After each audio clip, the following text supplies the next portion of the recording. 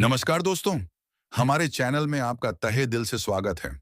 आज हम एक ऐसी किताब के बारे में बात करेंगे जो आपको लोगों से बात करने का तरीका सिखाएगी और आपको एक शानदार व्यक्तित्व का मालिक बनाएगी।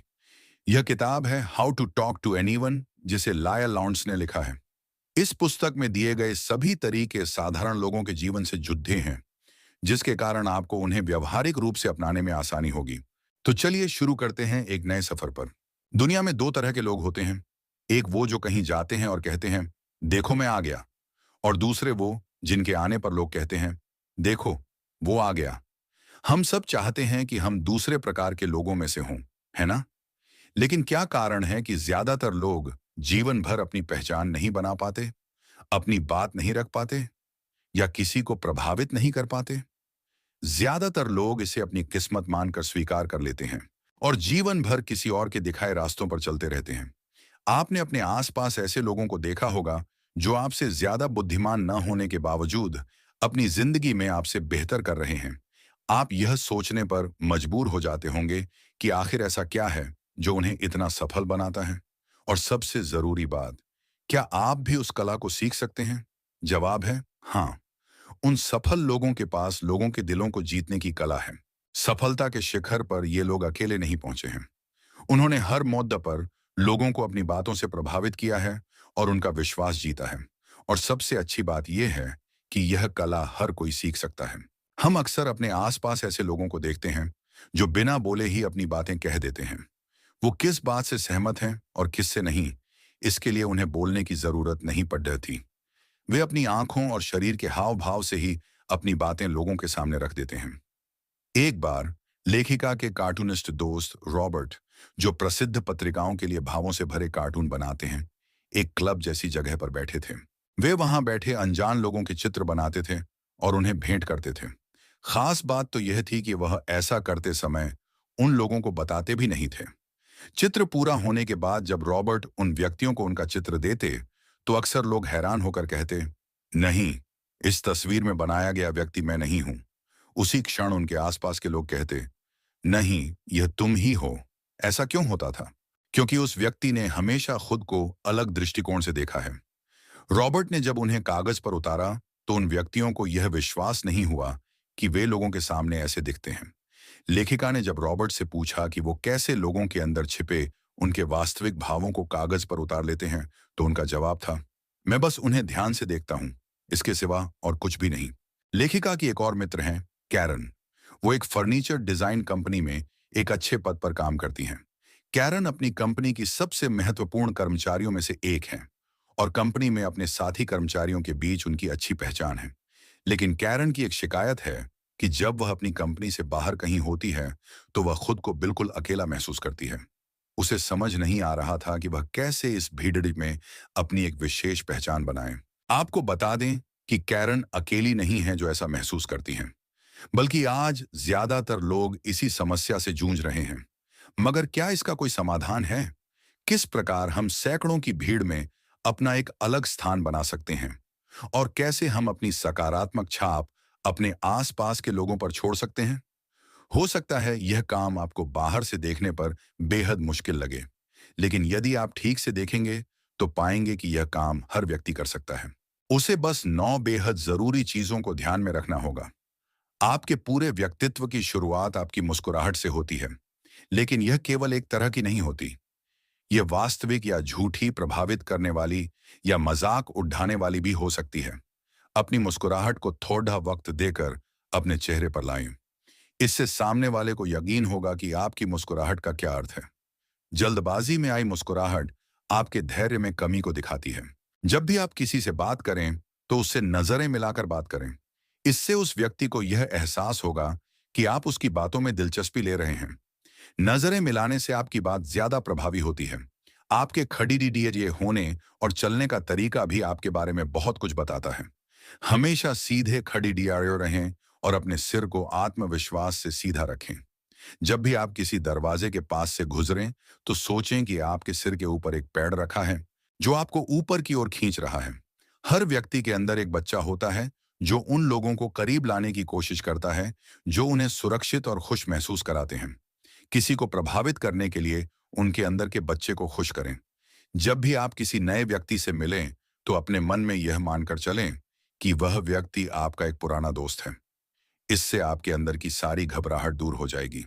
लोगों के सामने एक विश्वास पात्र व्यक्ति के तौर पर उभर कर आने के लिए आपको झूठ बोलने से बचना चाहिए।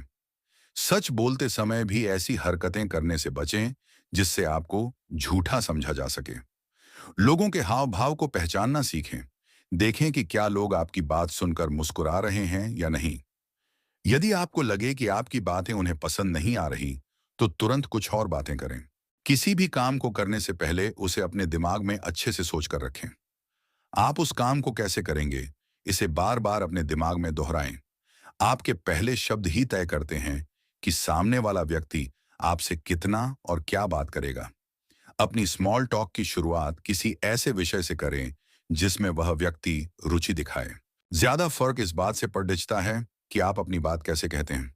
जब भी किसी से मिलें तो पूरे उत्साह के साथ बात करें।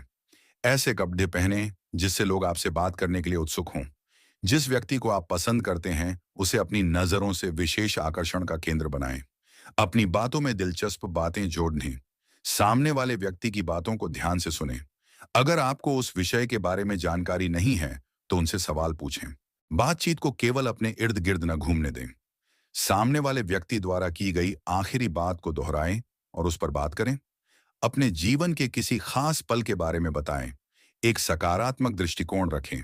हर दिन की खबरों के बारे में जानकारी रखें। किसी से यह न पूछें कि वह क्या करते हैं। सामने वाले व्यक्ति को यह महसूस कराएं कि आप उनके साथ बातचीत करना चाहते हैं। जब आपसे कोई पूछे कि आप क्या करते हैं, तो जवाब देने से पहले अपने आप से पूछें कि उस व्यक्ति को आप में क्या दिलचस्पी हो सकती है। अपनी बोलचाल में इस्तेमाल होने वाले शब्दों को बदलें। जब भी आपको कोई ऐसा व्यक्ति मिले जो आपसे मिलता जुलता हो, तो तेजी से किसी निष्कर्ष पर ना पहुंचें। अपनी हर आदत को धीरे धीरे उनके सामने लाएं। जब भी आप किसी से बात करें, तो हमेशा बातचीत की शुरुआत सामने वाले व्यक्ति के बारे में बात करके करें, न कि खुद के बारे में। ऐसे वाक्यों का इस्तेमाल न करें जो ज्यादा इस्तेमाल किए जाते हैं। अपने मन की बात कहने की क्षमता रखें। किसी और का मजाक न उड़ाएं। जब कोई आपको बुरी खबर देनी हो, तो अपने चेहरे के भाव और व्यवहार को सामने वाले व्यक्ति की प्रतिक्रिया के अनुसार रखें। जब कोई बार बार एक ही सवाल पूछे तो उसका अनिश्चित सा जवाब दें। किसी सेलिब्रिटी से बात करते समय बार बार उनकी प्रशंसा न करें। कभी भी सिर्फ थैंक यू न बोलें, बल्कि यह भी बताएं कि आप किस बात के लिए शुक्रिया कह रहे हैं। महीने में एक बार कुछ ऐसा करें जो आपने कभी सोचा भी ना हो। अलग अलग प्रकार के व्यवसाय और नौकरियों के बारे में पता करें। हर मुख्य व्यवसाय में चल रहे मुद्दों के बारे में जानकारी रखें। सामने वाले की जिंदगी के बारे में थोड़ा बहुत पता रखें। विदेश जाए और वहां के रीति रिवाजों के बारे में जानें। सामने वाले व्यक्ति के हाव भाव देखें। मैं या तुम जैसे शब्दों की जगह हम या हमारा जैसे शब्दों का इस्तेमाल करें। उस व्यक्ति के साथ बिताए किसी खास पल को याद करें। किसी की तारीफ करनी हो तो उस व्यक्ति के किसी दोस्त से उनकी तारीफ करें। लोगों की बुराइयां ना करें, बल्कि हर जगह उनकी तारीफ करें। किसी भी व्यक्ति की तुलनात्मक तारीफ न करें। बातों बातों में किसी की तारीफ करें। किसी व्यक्ति की खास योग्यता या गुण को पहचानें और उसकी तारीफ करें। छोटी छोटी बातों से लोगों को प्रभावित करें। अपने साथी की छोटी छोटी बातों का ध्यान रखें।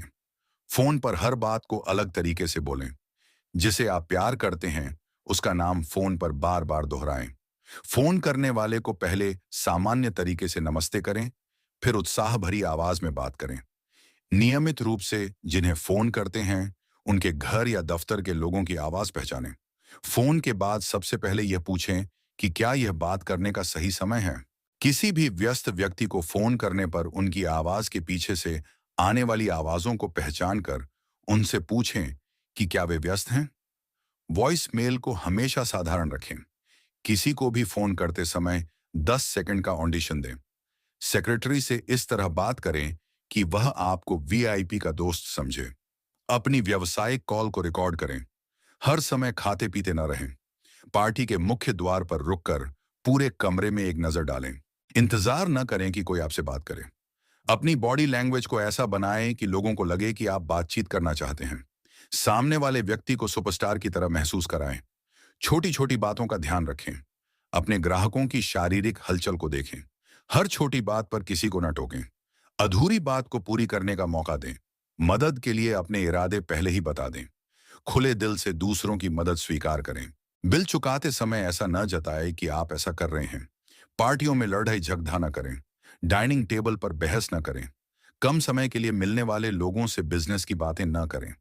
बहस के दौरान अपनी बात पर कायम रहें। गुस्से में आए व्यक्ति को चुप रहने दें और फिर अपनी बात कहें। लोगों की हर बात पर आलोचना न करें। झूठे लोगों को बाद में बताएं कि आपको उनके झूठ का पता है।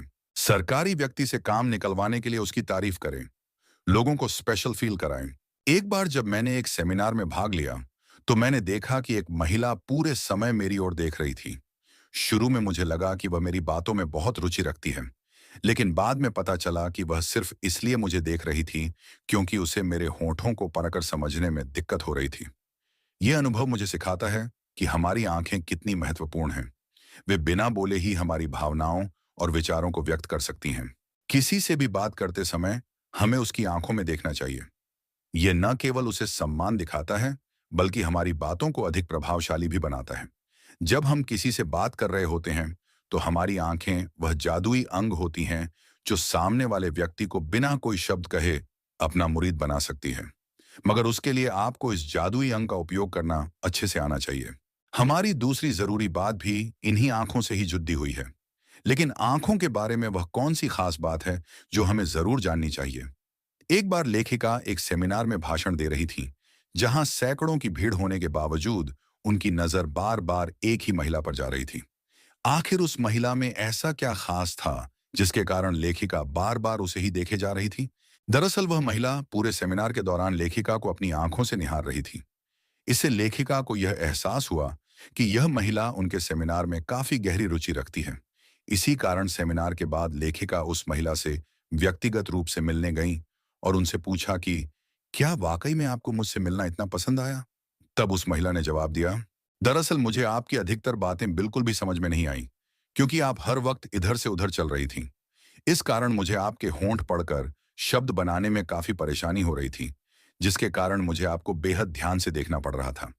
लेखिका को इस बात से बहुत हैरानी हुई, जो महिला सुन नहीं सकती, यदि वह भी उन्हें ध्यानपूर्वक देखती है तो ऐसा प्रतीत होता है जैसे वह सामने वालों की बातों में बेहद दिलचस्पी ले रही है। नजरें मिलाना हमारे समाज में अक्सर आंखें दिखाने के बराबर माना जाता है। कई लोगों का यह मानना है कि किसी की आंखों में आंखें डालकर बात करने का अर्थ उस व्यक्ति से सम्मानपूर्वक तरीके से बात करने के बराबर है। मगर यह बात एकदम गलत है। बल्कि किसी से नजरें मिलाकर बात करने से हमारी बात ज्यादा प्रभावी होती है। ये बात कई विश्वविद्यालयों के शोध में भी साबित हो चुकी है। ऐसा ही एक शोध येल यूनिवर्सिटी के मनोवैज्ञानिकों ने भी किया है। उन्होंने लड़के और लड़कियों के कुछ जोड़ों को एक दूसरे से 2 मिनट बात करने के लिए कहा। ये सभी लोग एक दूसरे से बिल्कुल अनजान थे। इनमें से कुछ लोगों को यह कहा गया कि वह अपने सामने वाले व्यक्ति को पलक झपका पर ध्यान दें। वास्तव में ऐसा कहने का कारण यह था कि वह लोग अपने सामने खड़े व्यक्ति के साथ आई कांटेक्ट बना सके। जब यह रिसर्च पूरी हुई, तब मनोवैज्ञानिकों ने पाया कि जिन लोगों ने अपने सामने खड़े व्यक्ति की आंखों में देखकर बात की थी, वह अपने सामने खड़े व्यक्ति को प्रभावित करने में ज्यादा सफल हुए। दूसरी ओर वह लोग जो आंखों से आंखें मिलाकर बात नहीं कर रहे थे, वह अपना प्रभाव इतना बेहतर नहीं बना पाए। तो दोस्तों, यहीं से हमारी दूसरी तकनीक निकल कर आती है, जो यह है कि जब भी आप किसी व्यक्ति से बात करें, तो उससे नजरें मिलाकर ही बात करें। इससे उस व्यक्ति को यह एहसास होगा कि आप उसकी बातों में बेहद दिलचस्पी ले रहे हैं और वह व्यक्ति आपसे बात करने में हमेशा उत्सुक रहेगा। नजरों से जुड़ी एक और खास बात है जो अक्सर कई लोग इस्तेमाल करते हैं। वह यह है कि कई बार हम समूह में खड़े उस व्यक्ति पर ध्यान नहीं देते जो बोल रहा होता है, बल्कि हम उस व्यक्ति पर ध्यान देते हैं जिसमें हमें दिलचस्पी होती है। इस कारण वह व्यक्ति यह सोचने पर मजबूर हो जाता है कि आखिरकार यह व्यक्ति बोलने वाले व्यक्ति को छोड़कर मेरी ओर क्यों देख रहा है। इसी से उसको यह अंदाजा भी हो जाता है कि इस व्यक्ति को शायद मुझ में दिलचस्पी है। इस तरकीब का उपयोग कई बार पुलिस अपनी पूछताछ के दौरान भी करती है। इसमें जब भी कोई व्यक्ति अपना बयान दे रहा होता है, तब पुलिस उसके साथी लोगों के चेहरों की ओर देख रही होती है। पुलिस उसके साथियों के चेहरों पर आ रहे भावों को पढ़ने की कोशिश करती है, जिससे यह पता लगता है कि वह लोग अपने साथी के बयान पर क्या सोचते हैं। इस तरकीब को इस्तेमाल करने का सबसे आसान तरीका यह है कि आप जिस भी व्यक्ति में दिलचस्पी रखते हैं, उसे अपनी नजरों द्वारा विशेष आकर्षण का केंद्र बनाएं। इससे उस व्यक्ति को यह एहसास होता है कि वह आपके लिए कितना खास है। अपने जीवन के उस क्षण को याद कीजिए जब आप अपने दोस्तों के साथ एक कमरे में बैठे थे, और यदि उस वक्त किसी ऐसे व्यक्ति ने कमरे में प्रवेश किया हो जिसके उस कमरे में आते ही आप सब लोग उसकी ओर ध्यान देने पर मजबूर हो गए। आखिर उस व्यक्ति में आपने ऐसा क्या देखा जो आप सब उसकी ओर ध्यान देने पर मजबूर हो गए? अब उस व्यक्ति के बारे में सोचिए जिसके आने या जाने से उस कमरे में बैठे किसी भी व्यक्ति पर कोई फर्क पड़ता। अब बताइए कि आपने उस व्यक्ति के भीतर ऐसा क्या देखा जो उसके आने या जाने पर भी आपको कोई फर्क नहीं पड़ा। यह बात बहुत सोचने लायक है कि कुछ लोग बहुत जल्दी दूसरे लोगों को प्रभावित कर देते हैं। इस दुनिया के बड़े बड़े नेताओं को यदि हम देखें तो हम पाएंगे कि वह सब एक विशेष तरह के गुण अपने अंदर रखते हैं। वह गुण है उनके खड़े होने और चलने का तरीका। उनके खड़े होने में आपको आत्मविश्वास की एक बड़ी सुनामी सी आती हुई नजर आएगी। इसी आत्मविश्वास की लहर में वह बाकी लोगों को अपने साथ बहाकर ले जाते हैं। लेखिका अपने बचपन में अपनी मां के साथ एक बार सर्कस देखने गई थी। वहां उन्होंने देखा कि एक लड़कों और लड़कियों का समूह है जो पिरामिड बनाने की तैयारी कर रहा है।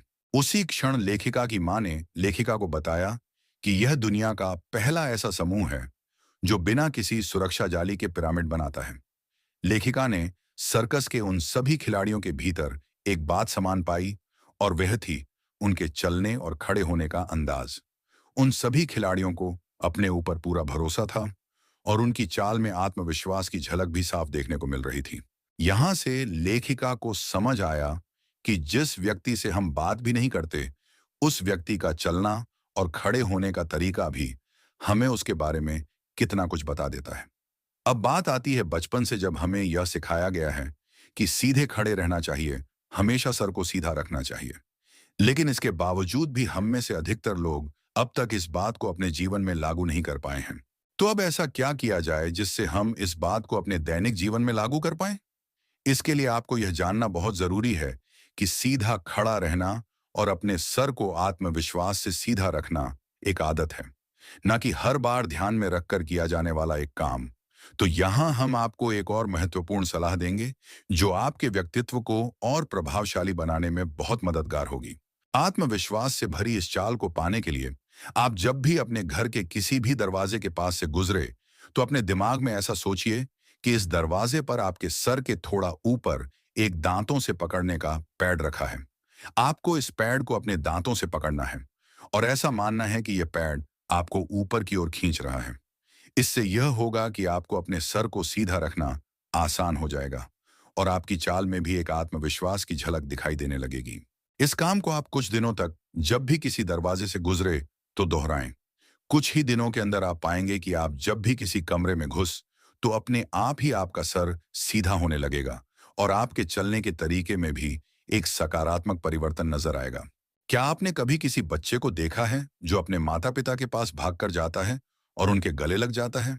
मान लीजिए कि एक छोटा बच्चा है जिसने अपनी मां को काफी समय बाद देखा है, तो आपको क्या लगता है कि उसकी पहली प्रतिक्रिया क्या होगी? वह जरूर अपनी मां को देखते ही उसे गले लगाने की कोशिश करेगा। वैसे ही हम सबके अंदर भी एक ऐसा ही बच्चा है जो उन लोगों को करीब लाने की कोशिश करता है जो हमें सुरक्षित और खुश महसूस कराते हैं।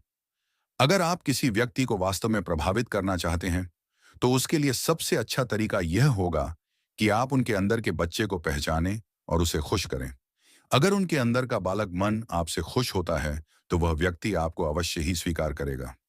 लेखिका की एक दोस्त थी कार्ला, जिसका हाल ही में तलाक हुआ था। वह एक बड़ी कंपनी में काफी सम्मानित पद पर काम कर रही थी। कार्ला का व्यक्तित्व काफी आकर्षक था। एक बार लेखिका और कार्ला अपने एक दोस्त की पार्टी में बातें कर रहे थे। तब लेखिका ने यह गौर किया कि पार्टी में मौजूद कई युवक कार्ला की ओर काफी आकर्षित नजर आ रहे थे। उनमें से कुछ युवकों ने कार्ला की ओर देखकर एक मुस्कुराहट भी दी, लेकिन वापसी में कार्ला ने उनकी ओर बस एक औपचारिक मुस्कुराहट दी। थोड़ी देर बाद एक छोटा बच्चा कार्ला को हेलो बोलने आया, तो उस छोटे बच्चे को देखते ही कार्ला बेहद खुश हो गई और उसने बहुत खुशी के साथ उस बच्चे को हेलो कहा। कार्ला जब उस बच्चे से बात कर रही थी तब वह बहुत मुस्कुरा रही थी और उस बच्चे के साथ वह काफी अच्छा भी महसूस कर रही थी। लेखिका ने जब यह सब देखा तो उसने कार्ला से पूछा कि वह एक बार उनमें से किसी युवक के साथ भी ऐसे ही बात करने की कोशिश क्यों नहीं करती। इसके जवाब में कार्ला ने कहा कि वह ऐसा नहीं कर पाएंगी, लेकिन लेखिका के बार बार गुजारिश करने पर वह ऐसा करने के लिए मान गई। और थोड़े ही समय बाद जब एक युवक कार्ला की ओर देखकर मुस्कुराया, तो इस बार कार्ला ने भी एक चमकती हुई मुस्कान के साथ उस युवक को हेलो कहा और उसे उनके साथ शामिल होने के लिए कहा। वो युवक तुरंत उन दोनों के साथ बातें करने के लिए राजी हो गया और थोड़े समय बाद लेखिका ने उन दोनों से विदा ली। लेकिन एक दूसरे की बातों में वो इतना खो गए थे कि लेखिका की अनुपस्थिति का उन्हें आभास तक नहीं हुआ। इस घटना को देखकर लेखिका ने यह समझ लिया कि यदि हम किसी व्यक्ति को प्रभावित करना चाहते हैं, तो हमें हर व्यक्ति के अंदर के बच्चे को खुश करना होगा। हमारी अगली सलाह भी यही है कि यदि आप किसी बच्चे को प्रभावित करना चाहते हैं, तो सबसे पहले यह देखें कि वह कौन सी चीजें हैं जो उनके बचपन में उन्हें खुश किया करती थीं या जो उनके अंदर के बच्चे को पसंद आएगी। एक बड़ी प्रसिद्ध कहावत है कि लोगों को तब तक इस बात से फर्क नहीं पड़ता कि आप उनके बारे में कितना जानते हैं, जब तक कि आप उन्हें यह महसूस कराते रहे कि आपको उनकी फिक्र है। यह बात तब एकदम सटीक बैठती है जब हम किसी नए व्यक्ति से मिलते हैं। आपको जानकर हैरानी होगी कि हमारा शरीर एक ऐसे प्रसारण स्टेशन की भांति काम करता है जो 24 घंटे लोगों को अलग अलग प्रकार के संदेश भेजता है। आपके हाव भाव से लोग यह अंदेशा लगाते हैं कि आप कैसा सोचते हैं और विशेष रूप से आप उनके बारे में क्या सोचते हैं। इससे पहले हमने आपको एक तरकीब बताई थी कि जिसमें हमने कहा था कि कैसे आप अपने शरीर को सीधा रखने की एक आदत से लोगों को प्रभावित कर सकते हैं। इस बार आपको उस आदत में एक और चीज जोड़नी है, जिससे आपके शरीर के हर हिस्से की हलचल से ऐसा लगे जैसे आपको सामने वाले व्यक्ति की परवाह हो। जैसा कि आप सबको मालूम होगा कि जब हम किसी नए व्यक्ति से मिलते हैं, तो हमारे दिमाग में हजारों प्रकार के विचार चलते रहते हैं। इसके चलते हम ठीक तरह से यह सोच नहीं पाते कि हमारा कौन सा व्यवहार सामने वाले व्यक्ति को अच्छा लगेगा और कौन सा खराब। इसी कारण जब हम किसी व्यक्ति से मिलते हैं, तो सबसे पहले हमें हड़बड़ाहट से बिल्कुल बचना चाहिए, ताकि हम ऐसी कोई भी हरकत करने से बच सके जो सामने वाले व्यक्ति को हमारे बारे में कुछ खराब सोचने के लिए प्रोत्साहित करे। वहीं कुछ लोग ऐसे भी होते हैं जिनके साथ हम बेहद सहज होते हैं। लोग हमारे सबसे करीबी मित्र होते हैं। हम जब अपने किसी करीबी दोस्त से मिलते हैं, तो हमें बिल्कुल भी घबराहट महसूस नहीं होती। हम एकदम ध्यान से उनकी बातें सुनते हैं और बिना किसी हड़बड़ाहट के अपनी बात उन्हें कहते भी हैं। इसके अलावा हमारा शरीर और दिमाग पूरी तरह से उनके साथ होता है। यहीं से हमारी अगली सलाह निकलती है, जो यह कहती है कि जब भी आप किसी नए व्यक्ति से मिले, तो अपने मन में यह मानकर चलें कि वह व्यक्ति आपका एक पुराना दोस्त है। वह पुराना दोस्त जो अब कई सालों बाद आपको मिला है। इससे आपके अंदर की सारी हड़बड़ाहट अपने आप ही दूर हो जाएगी। इसके अलावा आपका उस व्यक्ति के प्रति व्यवहार भी पूरी तरह से बदल जाएगा, जो उस व्यक्ति को अवश्य ही बहुत पसंद आएगा, क्योंकि वह व्यक्ति भी आपसे पहली बार मिल रहा है। इसी कारण से उसके मन में भी यह ख्याल आता होगा कि उसे कितना और क्या बोलना चाहिए। अगर आप सामने वाले व्यक्ति को यह एहसास करा देते हैं कि आप उनके करीबी दोस्त की तरह हैं, तो वह बहुत जल्द आपके करीब आ जाएंगे। स्वाभाविक है कि आप उस व्यक्ति को ऐसा नहीं बोल सकते कि वह आपका पुराना दोस्त है, क्योंकि वह सच नहीं है। यह बात तो आपको केवल अपने दिमाग को बतानी है, जिसके बाद आपका दिमाग अपने आप ही ऐसे बर्ताव करने लगेगा जैसे वह व्यक्ति आपका एक पुराना दोस्त है। इसी के साथ आपके शरीर के हाव भाव भी बदलने लगेंगे और आप उस व्यक्ति के साथ और अधिक सहज महसूस करने लगेंगे। पुराने दोस्त होने की सलाह के बाद कुछ ऐसी चीजें हैं जो आपको ध्यान में रखनी है। अगर आप किसी के मन को जीत लेते हैं, तो उसके बाद भी आपको खुद को एक विश्वास पात्र, बुद्धिमान और खुद पर भरोसा रखने वाले व्यक्ति की तरह आभास कराना होता है। लेखिका की एक दोस्त है जिसका नाम हेलेन है। हेलेन बड़ी बड़ी कंपनियों के लिए कर्मचारियों को नियुक्त करने का काम करती है। वह इस काम में इतनी माहिर है कि कई अंतर्राष्ट्रीय कंपनियां उसको उनके लिए कर्मचारी चुनने की जिम्मेदारी देती हैं। एक बार लेखिका ने उससे पूछा कि आखिरकार तुम में ऐसा क्या है जो तुम पहचान लेती हो कि कौन सा व्यक्ति इस कंपनी के लिए ठीक रहेगा और कौन सा नहीं। इसके जवाब में हेलेन ने कहा कि जब भी कोई उससे झूठ बोलता है, तो उसे पता लग जाता है। लेखिका को यह बात बड़ी आश्चर्यजनक लगी, तो उन्होंने उससे पुनः पूछा कि उसे झूठ बोलने वाले व्यक्ति के बारे में कैसे पता लगता है। जवाब में हेलेन ने कहा कि कुछ दिनों पहले एक महिला उसके पास नौकरी के लिए आई थी। वह महिला बात करते वक्त हर समय उससे से आंख मिलाकर बात कर रही थी। उसने अपनी बाईं टांग को अपनी दाईं टांग के ऊपर रखा था। आखिर में जब हेलेन ने उससे पूछा कि उसने अपनी पुरानी नौकरी क्यों छोड़ दी, तो उसने एक क्षण के लिए कोई जवाब नहीं दिया और उसके चेहरे के भाव भी पूरी तरह से बदल गए। अब उसने अपनी टांग को बाईं टांग के ऊपर रख दिया। इससे हेलेन को यह अंदाजा हो गया कि वह महिला झूठ बोलने वाली है। उस महिला ने आगे कहा कि उसकी पिछली कंपनी में उसके आगे बढ़ने की ज्यादा संभावना नहीं थी।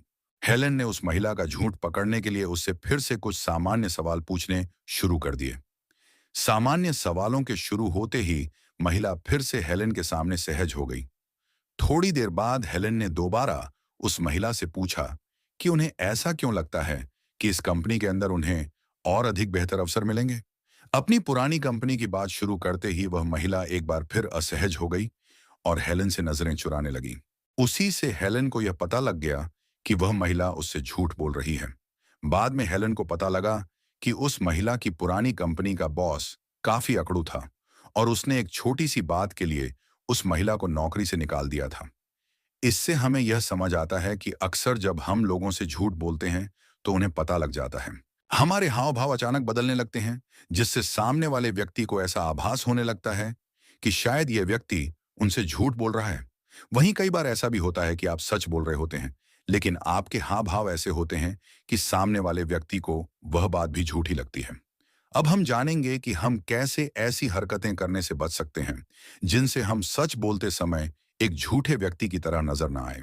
कई बार ऐसा होता है कि आप किसी गर्म कमरे में बैठे हैं और एक मीटिंग का हिस्सा है। गर्मी के चलते आपने अपनी शर्ट के कॉलर को थोड़ा ढीला कर दिया।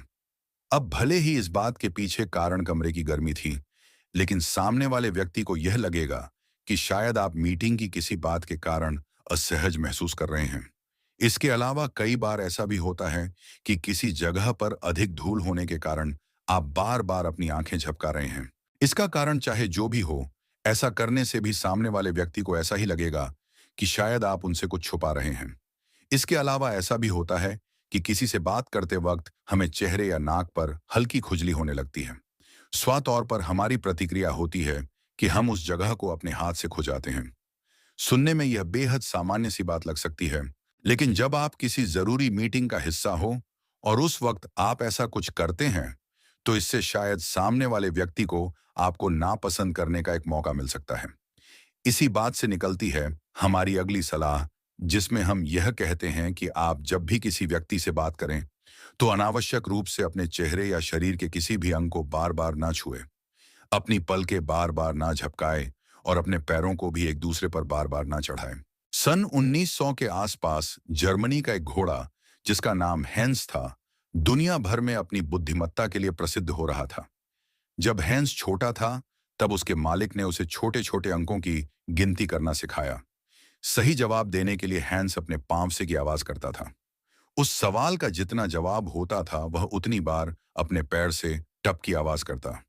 इस बुद्धिमान घोड़े की खबर धीरे धीरे पूरे यूरोप में फैल गई। इस दौरान हंस के मालिक ने उसे जोड़ के अलावा गुणा भाग और साथ ही कुछ शब्द सिखाने भी शुरू कर दिए। थोड़े ही समय में हैंस छोटे मोटे भूगोल और विज्ञान के सवालों के जवाब देने लगा। हैंस ये सब जवाब अपने पैर को जमीन पर मारकर टप की आवाज करके देता था। घोड़े के इस हुनर की खबर जब काफी तेजी से फैलने लगी, तब दुनिया भर के बड़े बड़े वैज्ञानिक, पशु चिकित्सक और घोड़ों के जानकर इस घोड़े की जांच करने आए। जब उन्होंने उस घोड़े की जांच की, तब भी उस घोड़े ने सभी सवालों के सही सही जवाब दिए। अब यह घोड़ा और भी अधिक प्रसिद्ध हो चुका था, इसीलिए अब उसे देखने के लिए हजारों की संख्या में लोग आने लगे। इस बार वैज्ञानिकों की एक बड़ी टीम इस घोड़े का परीक्षण करने आई। वैज्ञानिकों के परीक्षण को देखने के लिए काफी बड़ी संख्या में दर्शक आए। वैज्ञानिकों को लगा कि शायद घोड़े का मालिक कुछ चालबाजी करता है, इसीलिए उन्होंने उस मालिक को उस जगह से दूर भेज दिया और फिर एक एक करके सब ने उस घोड़े से सवाल पूछे। आश्चर्य की बात तो यह थी कि घोड़े ने हर एक सवाल का एकदम सही सही उत्तर दिया, मगर इसके बावजूद लोग संतुष्ट नहीं हुए। तभी उनमें से एक व्यक्ति उठा और घोड़े के कान में जाकर धीरे से एक सवाल पूछा, जिसे और कोई नहीं सुन पाया। सभी लोग जवाब का इंतजार करने लगे, लेकिन इस बार वह घोड़ा अपनी जगह पर चुपचाप खड़ा रहा। इसके बाद एक दूसरे वैज्ञानिक ने घोड़े के कान में सवाल पूछा, लेकिन घोड़ा इस बार भी चुपचाप खड़ा रहा। सभी परीक्षण करने के बाद वैज्ञानिकों ने यह निष्कर्ष निकाला कि जब भी उस घोड़े से कोई सवाल पूछा जाता था, तब दरअसल वह घोड़ा अपने सामने खड़े व्यक्तियों को देखा करता था। सही जवाब के पास पहुंचने पर लोगों के हाव भाव बदलने लगते थे और सही जवाब देने पर उनकी हाव भाव अलग हो जाते थे। लोगों के इन बदलते हाव भाव को पढ़कर ही वह घोड़ा हर बार सही जवाब देता था। तो देखा आपने कि कैसे एक घोड़ा लोगों के मन की बात जान सकता है। आप भी इसी तरह लोगों के हाव भाव को क्यों नहीं जान सकते कि कब कोई आपके सामने सच बोल रहा है और कब झूठ। कई बार ऐसा हुआ होगा कि आप टीवी देख रहे हैं और आपके साथ बैठे व्यक्ति के पास कोई फोन आता है। तब आप तुरंत टीवी की आवाज बंद कर देते हैं ताकि साथ वाला व्यक्ति आराम से बात कर सके। जब टीवी की आवाज बंद होती है तब आपका पूरा ध्यान स्क्रीन पर दिख रहे कलाकारों के हाव भाव पर होता है। आप उनके बोलने के तरीके से यह जानने की कोशिश करते हैं कि वह किस बारे में बात कर रहे हैं। ठीक ऐसे ही आपको लोगों के हाव भाव को भी जानना है कि क्या लोग आपकी बात सुनकर मुस्कुरा रहे हैं, क्या वह हाँ में सर हिला रहे हैं, क्या वह एकदम सहज हैं और क्या वह आपकी ओर ना देखकर दूसरी ओर देख रहे हैं। यहीं से निकलती है हमारी एक और सलाह जो यह कहती है कि जब भी आप किसी व्यक्ति से बात कर रहे हो तो हमेशा उस व्यक्ति पर भी एक नजर डालें जो बात आप उससे कर रहे हैं। क्या वह उसे प्रभावित कर रही है या नहीं। यदि आप ध्यान से देखेंगे तो आप यह आसानी से जान पाएंगे कि आपकी बातें उन्हें पसंद आ रही हैं या नहीं। यदि आपको ऐसा प्रतीत होता है कि आपकी बातें शायद उन्हें पसंद नहीं आ रही हैं, तो उसी क्षण कुछ और बातें करने की सोच। इस तरह से आप खुद को ऐसी बात करने से बचा सकते हैं जो सामने वाले व्यक्ति को आपसे दूरी बनाने के लिए मजबूर कर सकती है। क्या आपने कभी किसी ऐसे क्रिकेट खिलाड़ी को देखा है जिसके ऊपर आखिरी गेंद में अपनी टीम को जिताने का दबाव होता है। आप क्या सोचते हैं कि वह खिलाड़ी उस क्षण क्या सोचता होगा। उस वक्त उस खिलाड़ी का दिमाग अपनी अधिकतम क्षमता के स्तर पर होता है। वो खिलाड़ी उस वक्त अपने आसपास चल रही हर छोटी से छोटी चीज के बारे में भी जानकारी रखता है। उसके कानों के पास से जा रही हवा की गति, सामने वाले गेंदबाज के चेहरे के हाव भाव, चाल, गति, इन सब पर उस बल्लेबाज की नजर होती है। यह परिस्थितियां ही ऐसी होती हैं कि उस खिलाड़ी के लिए कोई भी कदम उठाने से पहले उन्हें महसूस करना बेहद जरूरी हो जाता है। लेखिका का एक और दोस्त है रिचर्ड, जो लंबे मैराथन में हिस्सा लिया करता है। न्यूयॉर्क में होने वाली एक महत्वपूर्ण मैराथन के लिए रिचर्ड काफी समय से अभ्यास कर रहा था, मगर उस मैराथन के कुछ हफ्तों पहले ही एक चोट के कारण उसे अस्पताल में भर्ती होना पड़ा था। डॉक्टर ने उसे कुछ हफ्तों के लिए आराम करने को कहा और किसी भी प्रकार की हलचल करने से सख्त मना कर दिया। इसी कारण रिचर्ड मैराथन के 2 दिन पहले तक बिल्कुल भी चल नहीं पाए और इसीलिए वह मैराथन के लिए अपना अभ्यास पूरा नहीं कर पाए। उनके सभी दोस्तों ने, जिनमें खुद लेखिका भी शामिल थी, उन्हें मैराथन में ना लेने की सलाह दी। मगर इसके बावजूद रिचर्ड ने यह तय कर लिया था कि उन्हें इस मैराथन में हिस्सा लेना ही है। जब उनके दोस्तों ने उनसे कहा कि उन्होंने तो मैराथन की बिल्कुल भी तैयारी नहीं की है, तब जवाब में रिचर्ड ने कहा कि वह जब अस्पताल में भर्ती थे तो सिर्फ उनका शरीर बिस्तर पर लेटा हुआ था, मगर उनका दिमाग तब भी मैराथन की तैयारी कर रहा था। इसी कारण वह इस मैराथन के लिए पूरी तरह से तैयार है। यह बात सुनकर सबको बहुत हैरानी हुई, मगर जब मैराथन शुरू हुई तब रिचर्ड ने बेहद उम्दा प्रदर्शन किया। उन्होंने अपनी पिछली सभी मैराथन से भी बेहतर प्रदर्शन करके इस मैराथन को पूरा किया और जब उनसे यह पूछा गया कि उन्होंने यह कार्य कैसे किया, तब उन्होंने जवाब दिया कि जब से उन्हें चोट लगी थी तभी से उन्होंने अपने दिमाग को इस मैराथन के लिए तैयार करना शुरू कर दिया था। दोस्तों, इसी बात से आती है हमारी अगली सलाह, और वह यह है कि किसी भी काम को करने से पहले आप उसे अपने दिमाग में अच्छे से सोच कर रख लें। आप उस कार्य को किस तरह से करने वाले हैं, इस चीज को आप बार बार अपने दिमाग में सोचें। इस प्रक्रिया को बार बार दोहराने से आपका दिमाग उस कार्य को करने का आदी हो जाएगा। आप हमेशा यह सोचें कि आप लोगों से बात करने में बेहद सहज हैं। आप हमेशा आत्मविश्वास के साथ चलते हैं और आप लोगों को बेहद ध्यान से देखते हैं। जब आप लगातार यह चीजें अपने दिमाग में सोचेंगे, तब आपका दिमाग थोड़े ही समय में इस चीज को अपना लेगा और फिर आपका शरीर भी इसके अनुसार ही कार्य करने लगेगा। जिस प्रकार आपकी पहली झलक सामने वाले व्यक्ति की आंखों को प्रभावित करनी चाहिए, उसी प्रकार आपके पहले शब्द भी सामने वाले व्यक्ति के कानों को प्रभावित करने चाहिए। आपके पहले शब्द ही यह तय करते हैं कि सामने वाला व्यक्ति आपसे कितना और क्या बात करेगा। आपके यही शब्द यह भी तय करते हैं कि आप उन्हें अंदर ही अंदर क्या कहना चाहते हैं। इस तरह की कम समय की बातों को स्मॉल टॉक कहते हैं। स्मॉल टॉक सुनते ही यह पता चल जाता है कि इसमें बात केवल एक छोटे क्षण के लिए होती है, लेकिन आपको जानकर हैरानी होगी कि यह कम समय की बातचीत आपके बारे में काफी कुछ बता देती है। इससे पहले कि हम बताएं कि खुद को स्मॉल टॉक में बेहतर कैसे बनाएं, हम आपको यह बता देना चाहते हैं कि इस दुनिया के बुद्धिमान व्यक्तियों को हमेशा से ही स्मॉल टॉक से नफरत रही है। जब लेखिका ने फोर्ब्स के टॉप व्यक्तियों के बारे में जानने की कोशिश की, तब उन्हें पता चला कि उनमें से लगभग सभी लोगों को लंबी और गहरी बातें करना पसंद है। उनमें से बहुत कम लोग ऐसे थे जिन्हें लोगों के साथ स्मॉल टॉक करना पसंद था। मगर हम आपको बता दें कि स्मॉल टॉक का अर्थ वास्तव में यह नहीं है कि आप किसी व्यक्ति से थोड़े समय के लिए बात करें और फिर उसे भूल जाएं, बल्कि इसका वास्तविक अर्थ यह है कि हम किसी व्यक्ति से शुरुआती समय में बात करके उससे आगे की बातचीत जारी रख सकें। लेखिका जब अपनी किशोरावस्था में थी, तब अपने कॉलेज के एक बड़े उत्सव में डांस के लिए उन्हें एक पुरुष साथी चाहिए था। वहीं उनके साथ की सभी लड़कियां एक एक लड़के को डांस के लिए चुन चुकी थीं। लेकिन लेखिका के हिचकिचाहट के कारण वह डांस के लिए किसी से भी अपना साथी बनने के लिए नहीं पूछ पाई। धीरे धीरे समारोह का दिन नजदीक आने लगा, लेकिन लेखिका के साथ डांस करने वाला लड़का कोई नहीं था। आखिरकार उन्होंने समारोह से केवल 3 दिन पहले एक लड़के को फोन किया, जिससे वो 1 साल पहले एक कैंप के दौरान मिली थी। फोन करने से पहले ही लेखिका ने अपने दिमाग में सोच कर रखा था कि उन्हें उस लड़के को डांस के लिए कैसे पूछना है। लड़के के फोन उठाते ही लेखिका ने कहा, हेलो, मेरा नाम लील है और हम पिछली गर्मियों में कैंप के दौरान मिले थे। स्कूल में हो रहे समारोह के लिए क्या तुम मेरे डांस पार्टनर बनोगे? इसके जवाब में उस लड़के ने बड़ी उत्सुकता से कहा, क्यों नहीं, मुझे बड़ी खुशी होगी। और सच कहूं तो मैं भी उस समारोह के लिए किसी डांस पार्टनर की तलाश में था।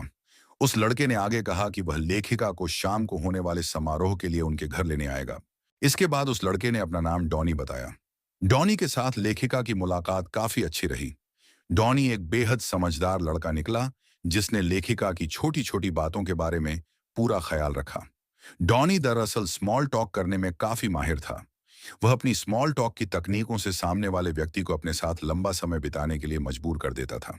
अब तक हम आपको 9 जरूरी तकनीकें बता चुके हैं जिनसे आप लोगों को प्रभावित कर सकते हैं। अब हम आपको बताएंगे आगे की तकनीकें, और हमारी अगली तकनीक है कि कैसे आप भी स्मॉल टॉक की इन्हीं तकनीकों को सीखकर सामने वाले व्यक्ति को आसानी से प्रभावित कर सकते हैं। सबसे पहले तो आप यह जान लीजिए कि स्मॉल टॉक का मकसद क्या है। दरअसल स्मॉल टॉक के पीछे का कारण यह है कि सामने वाले व्यक्ति को आपके प्रति एक सुरक्षित माहौल पैदा करने में सहायता होती है, जिससे वह व्यक्ति सहज भी महसूस करता है। जब आपके मुंह से पहले शब्द ही ऐसे निकलते हैं कि आपको सुनने वाला खुश हो जाए, तब इस बात के पूरे आसार होते हैं कि वह आपसे आगे भी बात करना चाहेगा। हमारी 10वीं तकनीक भी यही है कि जब भी आप किसी से बात करें, तो बात करने से पहले एक बार सामने वाले व्यक्ति की मानसिक स्थिति के बारे में एक सामान्य सा अंदाजा लगा लें।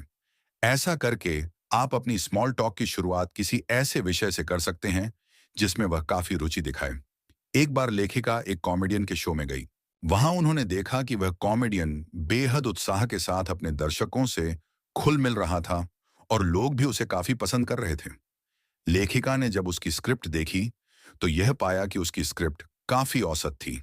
यहीं से लेखिका को समझ आया कि इस बात का कोई फर्क नहीं पड़ता कि आप क्या कहते हैं, बल्कि फर्क इस बात से पड़ता है कि आप अपनी बात कैसे कहते हैं। हमारे दिमाग में अक्सर यह सवाल आता है कि जब भी हम किसी से मिले, तो उससे ऐसी क्या बात करें कि वह हमसे मिलकर खुश हो जाए। इस सवाल का जवाब हम आपको एक उदाहरण के जरिए देंगे। एक बार एक जापानी युवक था जिसका नाम था हयाकावा। हयाकावा एक अमेरिकी रेलवे स्टेशन पर बैठा था। यह बात दूसरे विश्व युद्ध के समय की है, जब जापान ने अमेरिका पर हमला बोल दिया था।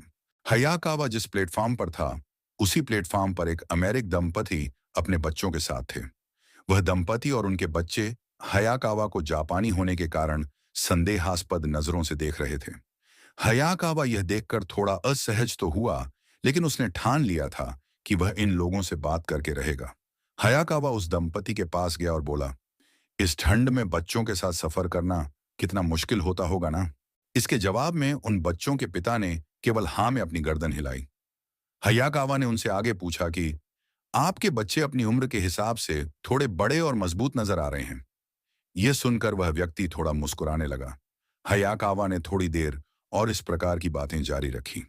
थोड़ी देर बाद जब माहौल थोड़ा सामान्य हुआ, तब उस अमेरिकी व्यक्ति ने हयाकावा से पूछा कि तुम्हें क्या लगता है, क्या जापानी सेना अमेरिका को युद्ध में हरा देगी?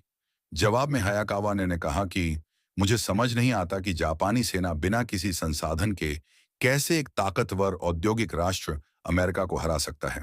उस व्यक्ति ने कहा, मुझे उम्मीद है कि इस समय तुम्हारे घर का कोई व्यक्ति जापान में मौजूद नहीं है। इसके जवाब में हयाकावा ने कहा कि मेरे माता पिता अभी भी जापान में ही हैं और मेरी उनसे बात भी नहीं हो पाती। अमेरिकी दंपत्ति को हयाकावा की यह बात सुनकर उसके मन में दया का भाव जाग उठा और थोड़ी देर बाद उन्होंने हयाकावा को अपने घर खाने के लिए आमंत्रित किया। तो देखा आपने कैसे हयाकावा ने उन लोगों को प्रभावित किया जो कुछ समय पहले तक उसे अपना सबसे बड़ा दुश्मन मान रहे थे। अगर हयाकावा अपनी बात को किसी और तरीके से कहता तो संभव था कि वह दंपति उसके साथ बहस करने लगते। इसी घटना से मिलती है हमें हमारी 11वीं तकनीक, जो यह कहती है कि जब हम किसी भी व्यक्ति से बात करें तो हमें पूरे उल्लास के साथ बात करनी चाहिए। इसके अलावा अलावा हमें इस बात पर भी ज्यादा ध्यान नहीं देना चाहिए कि हम क्या बात करने वाले हैं, क्योंकि 80% से भी अधिक बार फर्क सिर्फ इस बात का पड़ता है कि आप बात कैसे करते हैं। आपने पार्टियों में अक्सर ऐसा देखा होगा कि कुछ लोग ऐसे दिखते हैं जिससे आप उनसे बात करने के लिए उत्सुक हो जाते हैं।